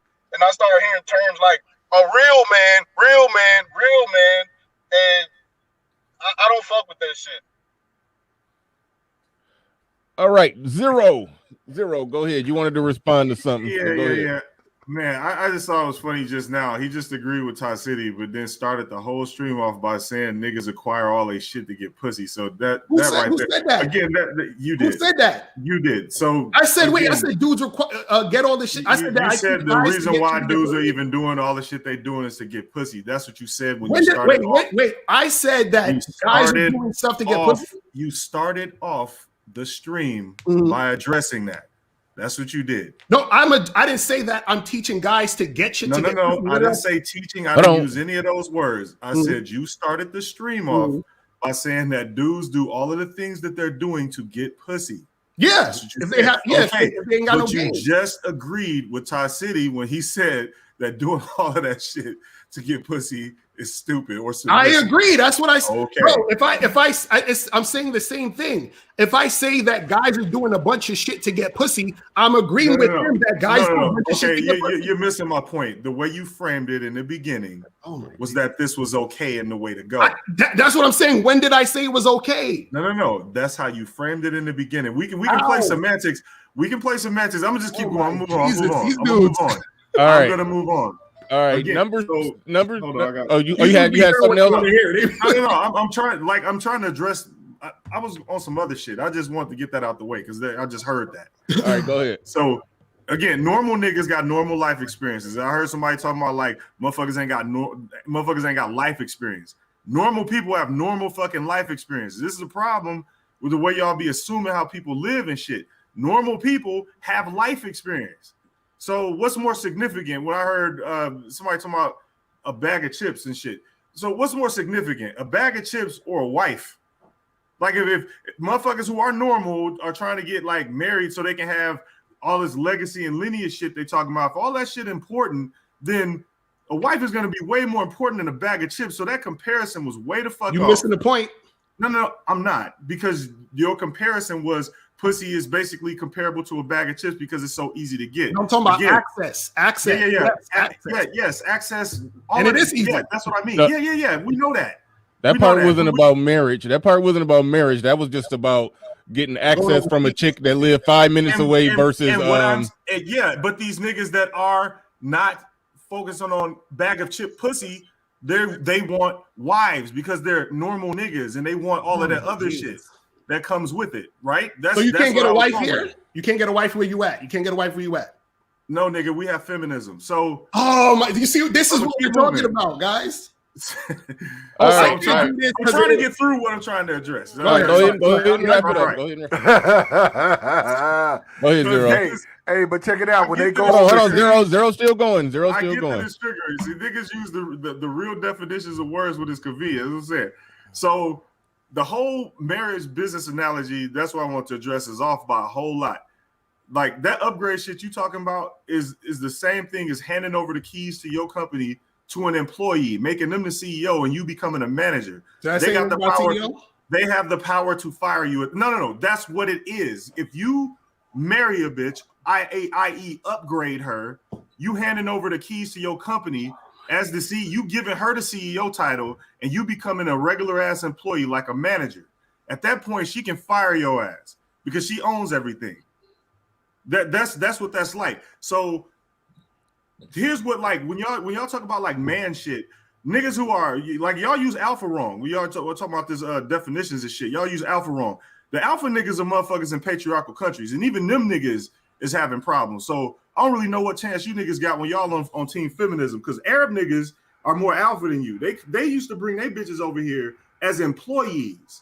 They would divorce their wives in their own country, bring them over here as employees. That's why them bitches wouldn't look up. That's why they rode in the back seat of the car. And they brought them over here on employee. If they ever fucked up, they had to go home and eat dirt sandwiches. But over here, again, we have feminism. Even them niggas can't stop it. So what they wives do is, I'm going to divorce this nigga and claim DV. And that's normal. Them bitches claim DV. They get to stay over here, keep the kids, and not have to go home and eat dirt sandwiches. So what y'all talking about, it's all convenient shit. When y'all talk about this shit, it's always like, well, I'm just going to make this assumption and then go with it. And then if you niggas don't agree, you're not men and all that other stupid ass shit. Well, that's the problem. Can I throw this out real quick? When guys go overseas, right? Because we have this pageant, it's called a Miss Universe, right? And we see all these women from wherever, all these Miss Universe pageant. You guys have seen it, right? Do these guys be fucking on those type women? No. They'll go overseas to fuck on trash that's out of the fucking Brazilian brothels. Trash women. You got to chill, Platter. Who's been slawed out for 15 years in a Brazilian brothel. Who in the hell wants that? Low-hanging fruit. So I stand on what I say. If you go overseas, you's a bitch-ass nigga. You can't fuck on nothing here. You a beta male simp. And stay the fuck over there, nigga. What you coming back for? Now, I pass the mic. All right. Number 16 actually got a good question on the table. So everybody shut the hell up. This is me and Locario going back to a one-on-one for a brief moment here. I want him to go ahead and answer this question. What would you do if your wife got pregnant by another man and she wanted to keep it? Are you going to raise it like it's yours? That's a hell of a question. So I'll let you go ahead and get that. And we've talked about that, because the thing is that, and again, it's most likely not going to happen. I'll tell you why later. But if it did happen, then that's pretty much me and her ain't going to be, doing that. You understand what I'm saying? So that's not going to happen between me and her. Now, what I want to say is that it's actually, and this goes back to what I was saying before about having game and about knowing how to do certain things. Hold on. Wait. Whoa, Ty City. You gotta. He my one-on-one lead off now. You gotta give him respect. Let him lay it out. This is what I'm talking about. Having game and understanding how to do certain things. Right. What people don't understand is that it's actually not that easy to get pregnant. Most people who do get pregnant, it's because they were trying to get pregnant, or they actually got the girl pregnant. They came in her while she was ovulating. You understand what I'm saying? So a lot of times, if you're having sex with a condom, which is what Steve was trying to say before about wrapping it up, you understand what I'm saying? and you're actually not having sex around the time you're ovulating, it's least likely that the person is going to get pregnant. Now, me and my wife have talked about that. Right now, mind you, I've been with my wife for 14 years. You understand? Never a pregnancy, none of that shit. Never a pregnancy scare, nothing. You understand what I'm saying? Now, anything can happen. So now if it does happen, you know, I told her like, hey, I'm not down with that. So that's basically a deal breaker. You understand what I'm saying? How do you know, brother? How do you know? How do you know? How do I know what? Locario said, I'm drawing the line in pregnancy. Hold on, wait. Remember how you was telling me all this how you know shit? How you know your old lady didn't get pregnant by another nigga and then just go get the abortion or take the plan B, brother? I don't care. She could. That's what I'm saying. She could get the abortion as so long now as you the don't baby's care. coming out the vagina. I'm good. You understand what I'm saying? That's what I'm saying. Where I see. Hold on. I'm gonna go to what Steve said. Remember, Steve was saying that he creates his own situation and his own reality. So I'm not telling. See, what guys got to understand. I'm not telling dudes to be in an open marriage. I'm not telling guys to get married. I'm saying this is what I do and what I chose for my life, because that's what a man does. He figures out what he wants for his life and he chooses that. So y'all are sitting there like, oh, well, and this is what happens with a lot of people on YouTube.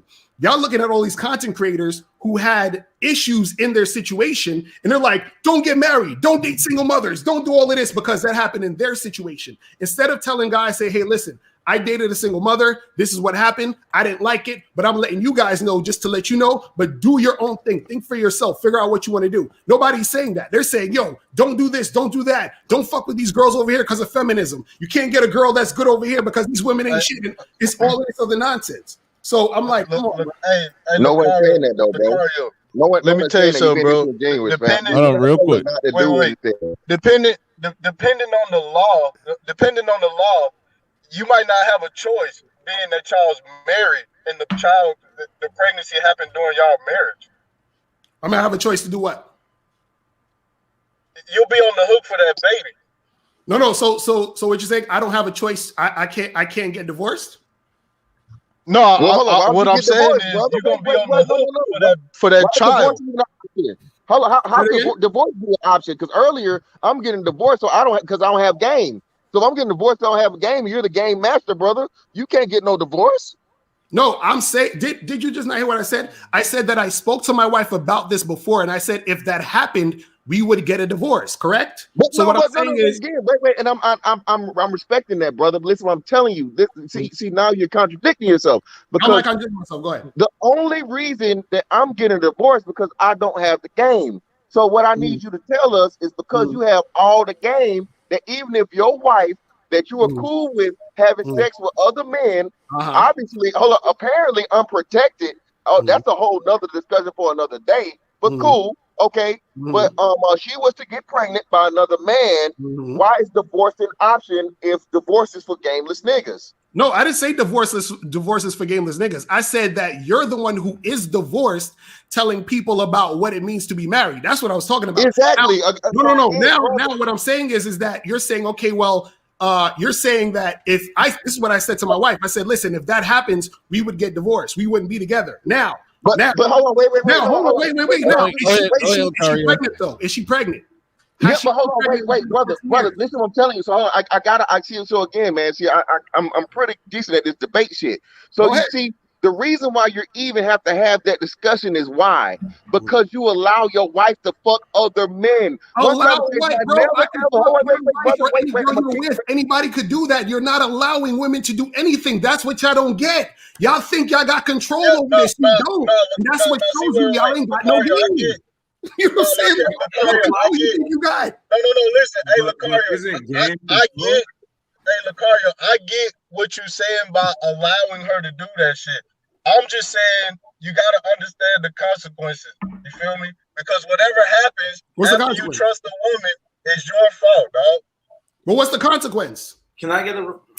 I just explained to you that depending on the state you in the law, you could be on the hook for that child if she was to get pregnant. How? Explain to me. Go ahead. I'm listening. Okay, so during your marriage, it's a thing called custody. You automatically take fatherhood of that child. And how am I automatically taking fatherhood of that child?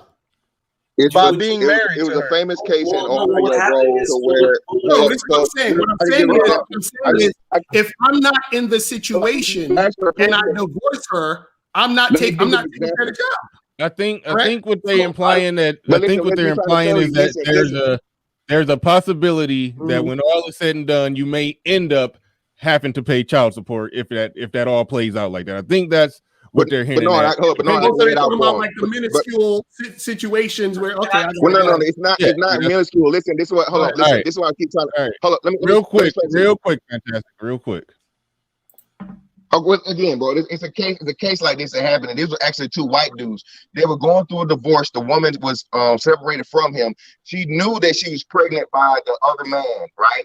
She knew this. The other man also knew it. But you know who she went after child support for? She went after child support from her estranged husband. Why? Because her estranged husband has better financial situations. And the man has to go to court and fight this because, like he said, they had the child within the marriage, bro. When you're married, that's what we keep trying to tell you about this marriage shit. You literally have no leverage, no control, and all the odds are stacked up against you, man. That's hold on, and you're ignorant of it. So that's what I'm saying. So you're even so you're telling me? Let me make myself clear about this too. I'm not against marriage. I'm against. I'm against dudes not having the information. That's it. Like, I'm all for blackmail-free agency. You can do what you want. I don't dick police. I'm just saying you just gotta have the information. You gotta know the risk. That's where I'm at with it. Because, like I said, whatever happens after you trust the woman is your fault. I stand on that shit. And so what you're saying is that if I'm with my wife, right, and I chose you're counting on her to be. Let him lay it out, Tri City. Let him lay it out. He's telling you. Now I'm trying to explain to you. Now, if I'm with my wife, right, and that happens, right, and I say, look, we're gonna get divorced, right, and I end up paying child support for this baby, whose fault is that? That's your fault. Exactly. That's what I've been trying to say for the. No, that's what I'm saying. Hold on. So why when we're having this discussion, everyone's talking about, oh well, the woman is going to do this and the woman's going to do that. Isn't it my fault? Yeah, but why would you? No, I don't. Wait. I take a different stance when it comes to all of this. I take full responsibility of everything. That's why when I see people get married, they get joint bank accounts and shit. That's because you made the woman responsible for something. Women cannot be responsible like that. And then you gotta no, you can shake your head all you want, but you niggas depending on women, you don't understand women's nature. That's what the fuck y'all don't understand. Can I go, yo? Can I go? Truth wanted to go. All right, go ahead. Take advantage. All right, y'all let that. All right. I gotta end it. I gotta go like half an hour. So just let you know the time. All right, yeah, no, okay, cool. Yeah, just let me know. Go ahead, Truth. Thank you for your patience. Y'all let that one ride. What he said, y'all don't know women's nature. Let that one ride. No, they don't. They trust women. Hold on. Ty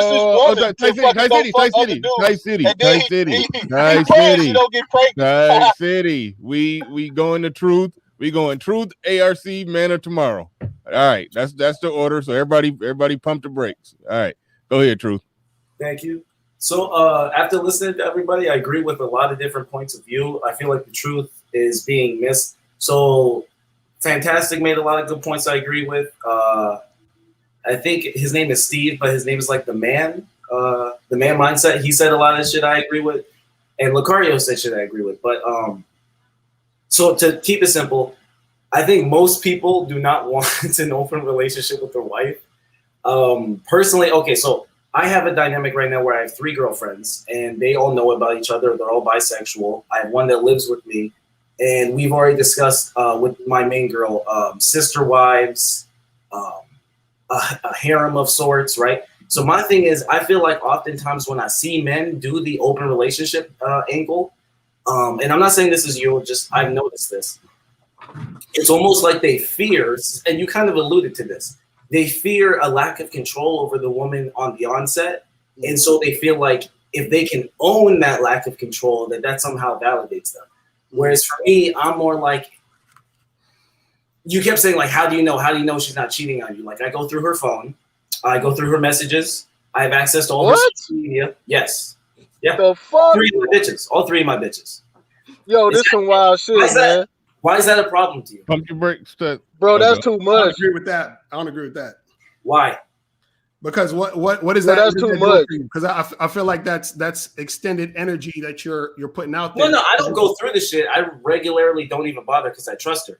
But at the same time, if I ever get a suspicion, it is a yo. How you trust them, but you got to go through their phones, fam? Right. That's what I'm saying. Okay, I can answer that question. That's no disrespect. No disrespect. That's to me, that's a poor question. That's like saying you don't verify trust if trust is real. Man, this nigga got up here to dick swing.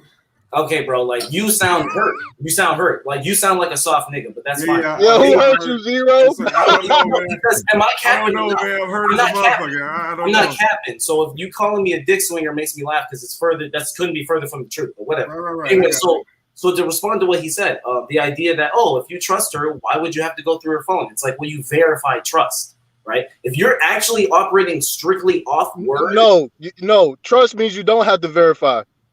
I disagree. Totally disagree. I don't even think about it in the sense of trusting. I don't even think you need to. All you need to do is trusting women is crazy, bro. A woman's gonna be who she's gonna be. So what I'm saying is that what you're doing doesn't stop what she's doing. You understand?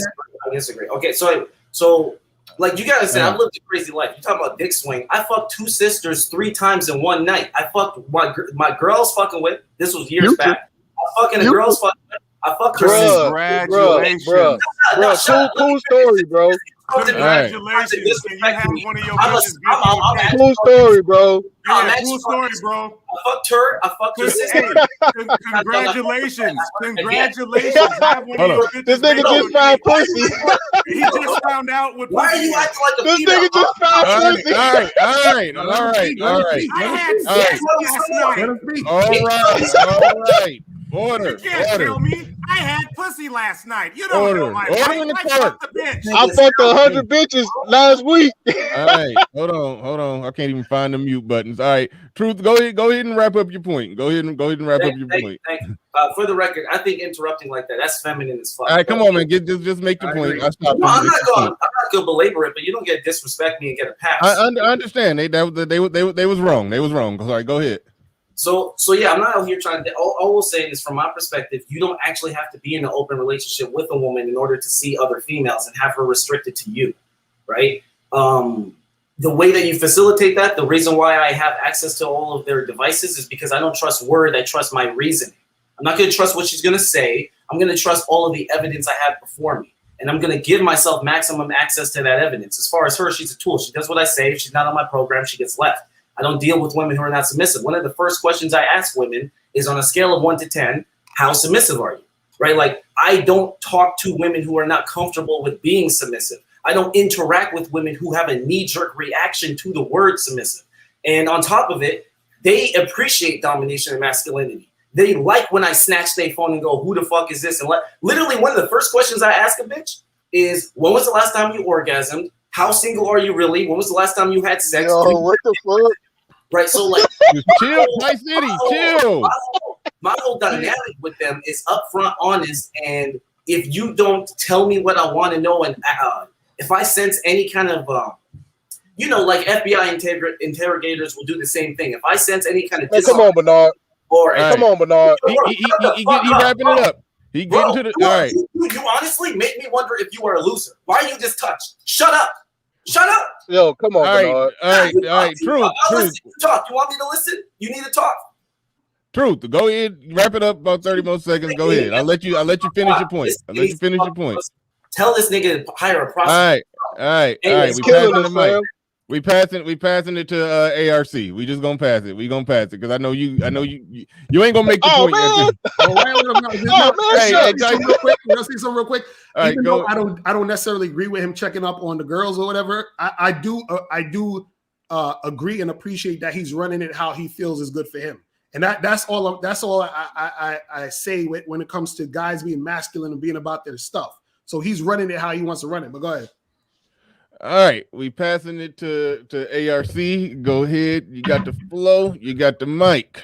Well, I wasn't planning on jumping back up because, like I said, I wanted to see Brother Locario have his shine, but Go in. I saw this turn in to that second one-on-one you did with me, Bernard.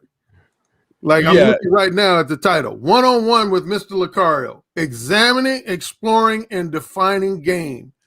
Since you opened up the panel, 3/4 of the shit they've been talking about has had nothing to do with that. It's had nothing to do with that. No, that's true. That's true. And one thing that I did when I emailed Locario, I said I was bringing two people up, like 1 or 2 at a time, to ask questions. When everybody had smoke in the channel, Locario said, "Come on with the smoke. I want the smoke. Let's get it." So that's why I turned into this. So he invited the smoke, so the smoke came. That's what happened. Okay. Well, now here's one thing, Bernard, I'm gonna actually give you some degree of pushback on. Is I heard you say earlier, and I'm paraphrasing your words, something to the fact that all men in this space can get pussy. So let's not say that men can't get pussy. I didn't say all in his face. That was my point. That was my point. Okay, well then I'll let y'all go. But when I pointed out, I pointed out that everybody on the panel could get pussy because Platinum was trying to turn this. Well, okay, I want to just charge up Platinum, but it seemed like he was trying to take this to the direction of you niggas can't get pussy. And I was like, no, Fantastic, Zero, Man of Tomorrow, everybody on the panel could get pussy. Let's just talk about whatever ideological differences is going on. So that's where I took it. But as far as the space as a whole, oh no, it's plenty of dudes who can't get pussy. Okay, because I just wanted to hear you say that because let's just keep shit a buck. It's a lot of motherfuckers in this space. I can tell by listening to them, whether their voice on a live stream or reading their comments in the section, that these motherfuckers ain't got laid in 2 years, 3 years. Oh my God! Chill. I dare any of these motherfuckers to say they get laid on a regular basis. Y'all know a motherfucker. Now I'm gonna say, chill. This nigga talk. This nigga talk. Go ahead, man. Let him go. Let him go. Yeah, go ahead, man. Everybody know me and Steve had our differences, but Steve, I gotta call Steve. Steve, one time he was on my Blog Talk Radio show. There's this guy who became famous in New York. Oh, nigga tails. These posters saying I need a girlfriend, and he ended up getting a lot of attention. So I had Steve on my show on Blog Talk Radio, and this guy started trying to brag that he was some type of prolific womanizer. Steve, you remember that?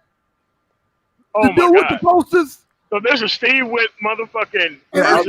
And we let him go. We both. I'm trying to skip over Miss Lane's details, but basically we had come to the conclusion. We was like, motherfucker, you ain't getting pussy like you said. And sure enough, before the conversation was over, he ended up admitting that he was spending $500, $1,000, $1,500 any more day. If you're gonna say include tricking, hell yeah, a lot of motherfuckers can get a lot of pussy. Hell yeah, I exclude that shit. Fuck tricking. And I'm talking about 90% pussy has been done on my look, my charm, my verbal boldness. Ain't no motherfuckers been able to imitate that shit. Most of these motherfuckers in this space can't imitate that shit. Because nobody wants to be a 50-year-old fuck nigga, you dumb motherfucker. Nigga, that's why you own my book, bitch. That's why you own my book, bitch. That's why you used to be a Patreon subscriber, my bitch. That's why you used to be a Patreon subscriber, Mr. MOP. Nigga, you gotta go to other third world countries to fucking. All right. Can I say something? We're trying to say something. All right, we about to get this back in order. I think Locario. Hold on. I think Locario got limited time. We about to get this back in order. Steve, you was trying to get in. You was trying to say something. Go ahead. Okay. This is what a lot of people don't understand. A lot of guys don't get. Okay, I used to be a gigolo, Bernard, and let me explain something to a lot of guys who don't understand. What? Just because you got a ring on her finger, just because she's in your bed doesn't mean she's in your bed. A lot of you guys don't understand, man, that a lot of these women are sexually frustrated, even if you're dating her, or in a relationship with her, or living with her, or engaged, or married. They're looking for a man with experience. Most of you guys can't even talk to the pussy. Most of you guys don't even name the pussy. Most of you guys don't even know how to make her feel sexual, wanted, and wanting to be with you. You know why? Because they look for motherfuckers like me, motherfuckers like Allen, motherfuckers like Locario. Because bitch ass niggas. Right, you can say what you want to say. That's right. Bitch ass niggas. But brother, and look for bitch ass niggas to give them whatever the fuck they want, so that way they go to do a real man society. All right, MOT. Brother, I don't know you. I don't give a fuck what you think, nigga. I'm just trying to say something. If I can say something, you shut the fuck up. I'll let you have the floor, nigga. Shit. When I'm saying, all right, go ahead and let me have the floor so that way I can retract this shit. But go ahead. Yeah, and make sure you show your face, dog. All that little cartoon shit you got, man, shows how weak your fucking game is. I bet you this much, and I know Alan Locario. I bet you we can. All right, now you're showing. Oh, why you drive with your soul zero?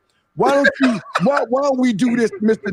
If you got game, let's let the chat room put a scenario. Nigga, I'm in charge of my household. No other niggas. No other niggas. I'm a man of my own shit. I'm a man tomorrow. What the fuck? Let me say something. Hey, bro. Let the chat room. Oh, let the hoes decide. Let the hoes decide. I'm not part of the hoes decide committee, nigga. Go ahead, Steve. Go ahead, Steve. I was saying real quick. Do this shit unscripted. Let the chat room say anything that a woman can say to a man. And I guarantee you, Alan, myself, Locario, and I think Farrell can not only spit motherfucking flavor like 2 + 2 is 4. I bet you all the other motherfuckers in this motherfucker be like, well, I don't know what to say. I bet you right now. Stop it, my nigga. No, let's not stop it. Let's test that shit out. Have the chat room post something unscripted. Okay. And how your mouthpiece says. Stop. Okay. Yo, dude, Can I go next? Can I go next? Like you guys have to understand. This is why the hoes are winning. The bitch ass niggas on this panel is why hoes are winning. The hoes are winning with you, my brother. Hold up. Going across the seas to get women. Let you talk uninterrupted like a bitch. Why don't you let me finish and you can respond afterwards? Dude, at the end of the motherfucking day, these niggas are expired and they're done. Now, what they have done, if they attach themselves to equally expired ass bitches for their actual masculinity in the fucking environment. You are not supposed to grow up to be a 50-year-old fuck nigga like most of these niggas on the goddamn panel. All their fucking shit is based on what a bitch thinks. I am out here moving fucking vaccines. What are these niggas doing? Sitting at home because don't nobody need their motherfucking ass right now, waiting on the hoe's opinion to fucking give them some pussy. Me, at the end of the day, I would never decide to do business in a situation like that.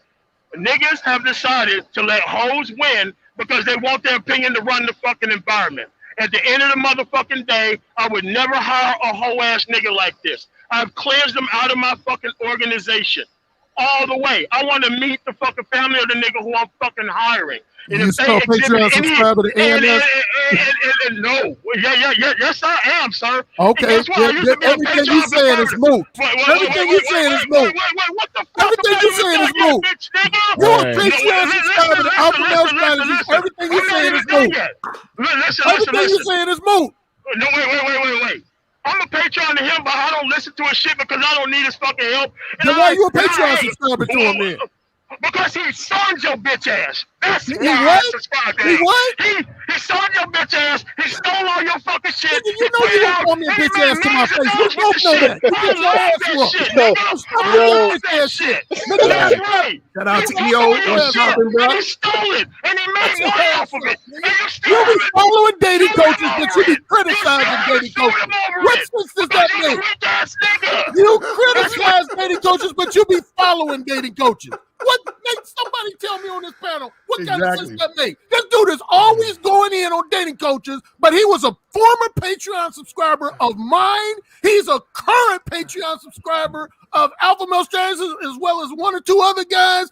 What kind of, that's like me going in on, I don't know, health and fitness trainers, but I'm subscribed to a health and fitness trainer. What kind of fucking sense does that make? All right. Damn, Bernard, Locario,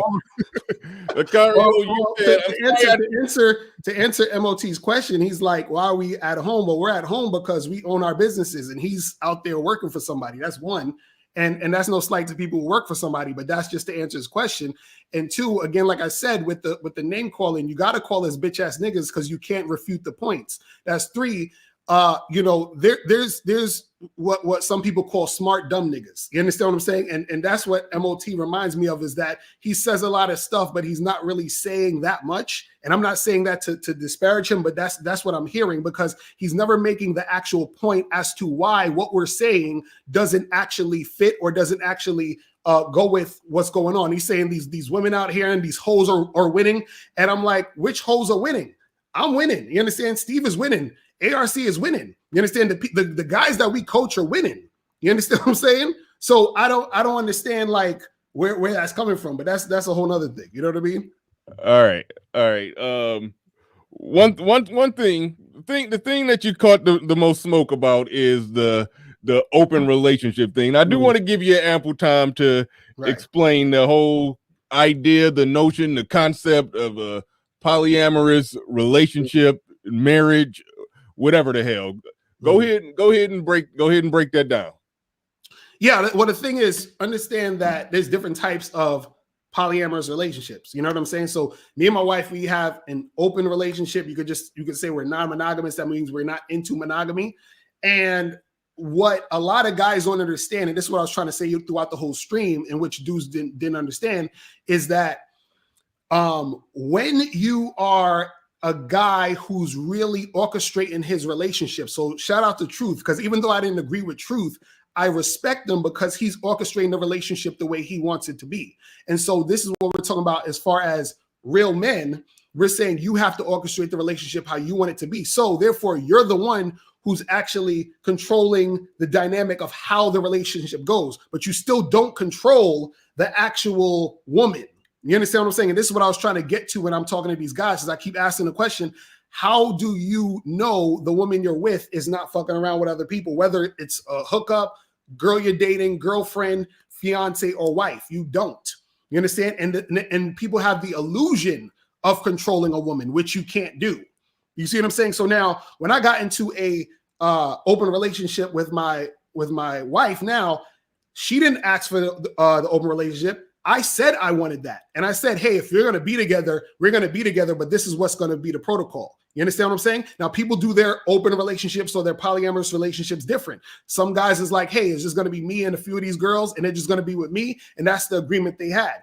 Me, I don't like to hold the pussy for hostage. You understand? Because I'm not a guy who really puts sex on a pedestal, and I don't make sex a big deal. Most guys make sex a big deal because most guys equate love and affection and their sense of well-being through sex. Sex is just an activity, but most guys, they look at that activity and they're looking at it as something that's directly correlated to their self-esteem, which is why a lot of the guys are like, well, I'm not going to be paying for this woman to be fucking somebody. You understand what I'm saying? I don't have my wife I'm not in a marriage for fucking. You understand what I'm saying? I'm in a marriage to build. You understand? And I like to have sex. And also I don't give a fuck about chicks fucking, whether they're my wife, girlfriend, girl I'm hooking up with, or whatever. I don't give a fuck about none of that shit. That's me. You see what I'm saying? So as a guy, you have to realize what you do give a fuck about and what you don't give a fuck about. You understand what I'm saying? Because that's what we're talking about, where we're talking about you understanding where you are and what you're at.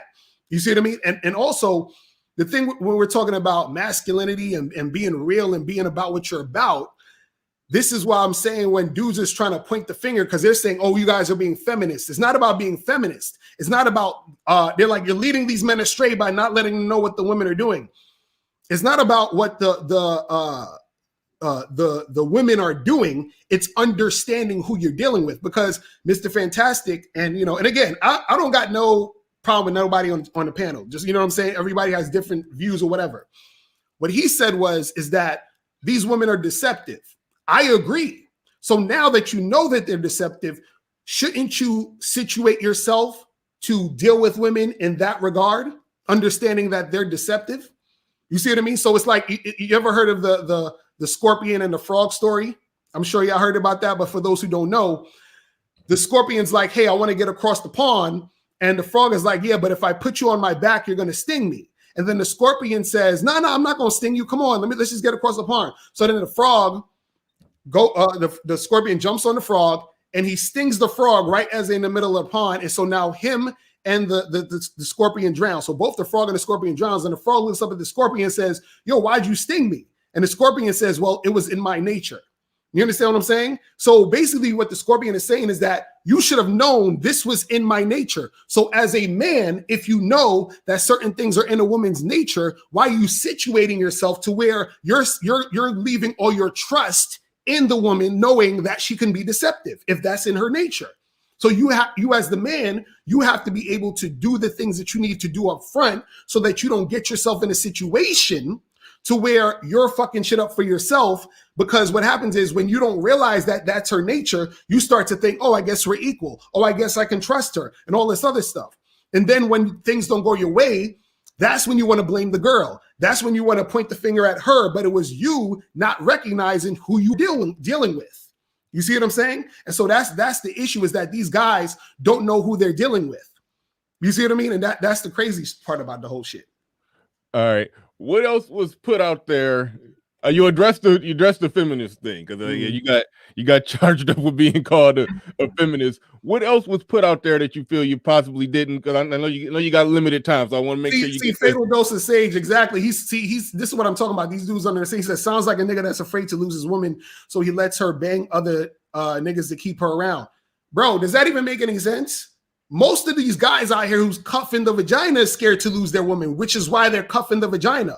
Wouldn't it make more sense for me to cuff the vagina and say, you can't fuck nobody else because I'm scared you're going to leave me for somebody else? But why is it that if I have my chick and I'm like, look, I want to do my relationship this way, and yo, you're free to do whatever the fuck you want, she's running back to me every time. Why hasn't any of these guys who probably are better looking than me, has more money than me, probably has more status than me, all this other stuff, why is she not fucking with them? Why is she not leaving me for them? You understand what I'm saying? Because see, there's a difference between hooking up and just having sex and an actual relationship. And this is what a lot of these guys don't understand. A lot of these guys jumped into the relationship without really vetting the woman to see if she was the type of chick that's worthy of a relationship with him. But even furthermore, a lot of these guys aren't even worthy enough to be in a relationship because they're not the man they need to be in order to be in a relationship in the first place. You understand what I'm saying? So a lot of these dudes, you still blaming women and talking about women and this and that. That's because you're not the type of dude who's equipped enough to even handle that situation. You see what I'm saying? So it's just funny to me when I hear this stuff. I saw somebody, they didn't super chat it, but somebody had floated the question out there. They said, in your open relationship, of the two of you, which one would you say is out having more sex with other people? Me. That's what I'm saying. Listen, my wife will tell you it's me because, and see, this is what you said. Let me give y'all guys a little insight. One of the reasons why I became non-monogamous was my ex-girlfriend before my wife. We were monogamous. I cheated on my ex-girlfriend 18 times. You understand what I'm saying? While I was with her, right?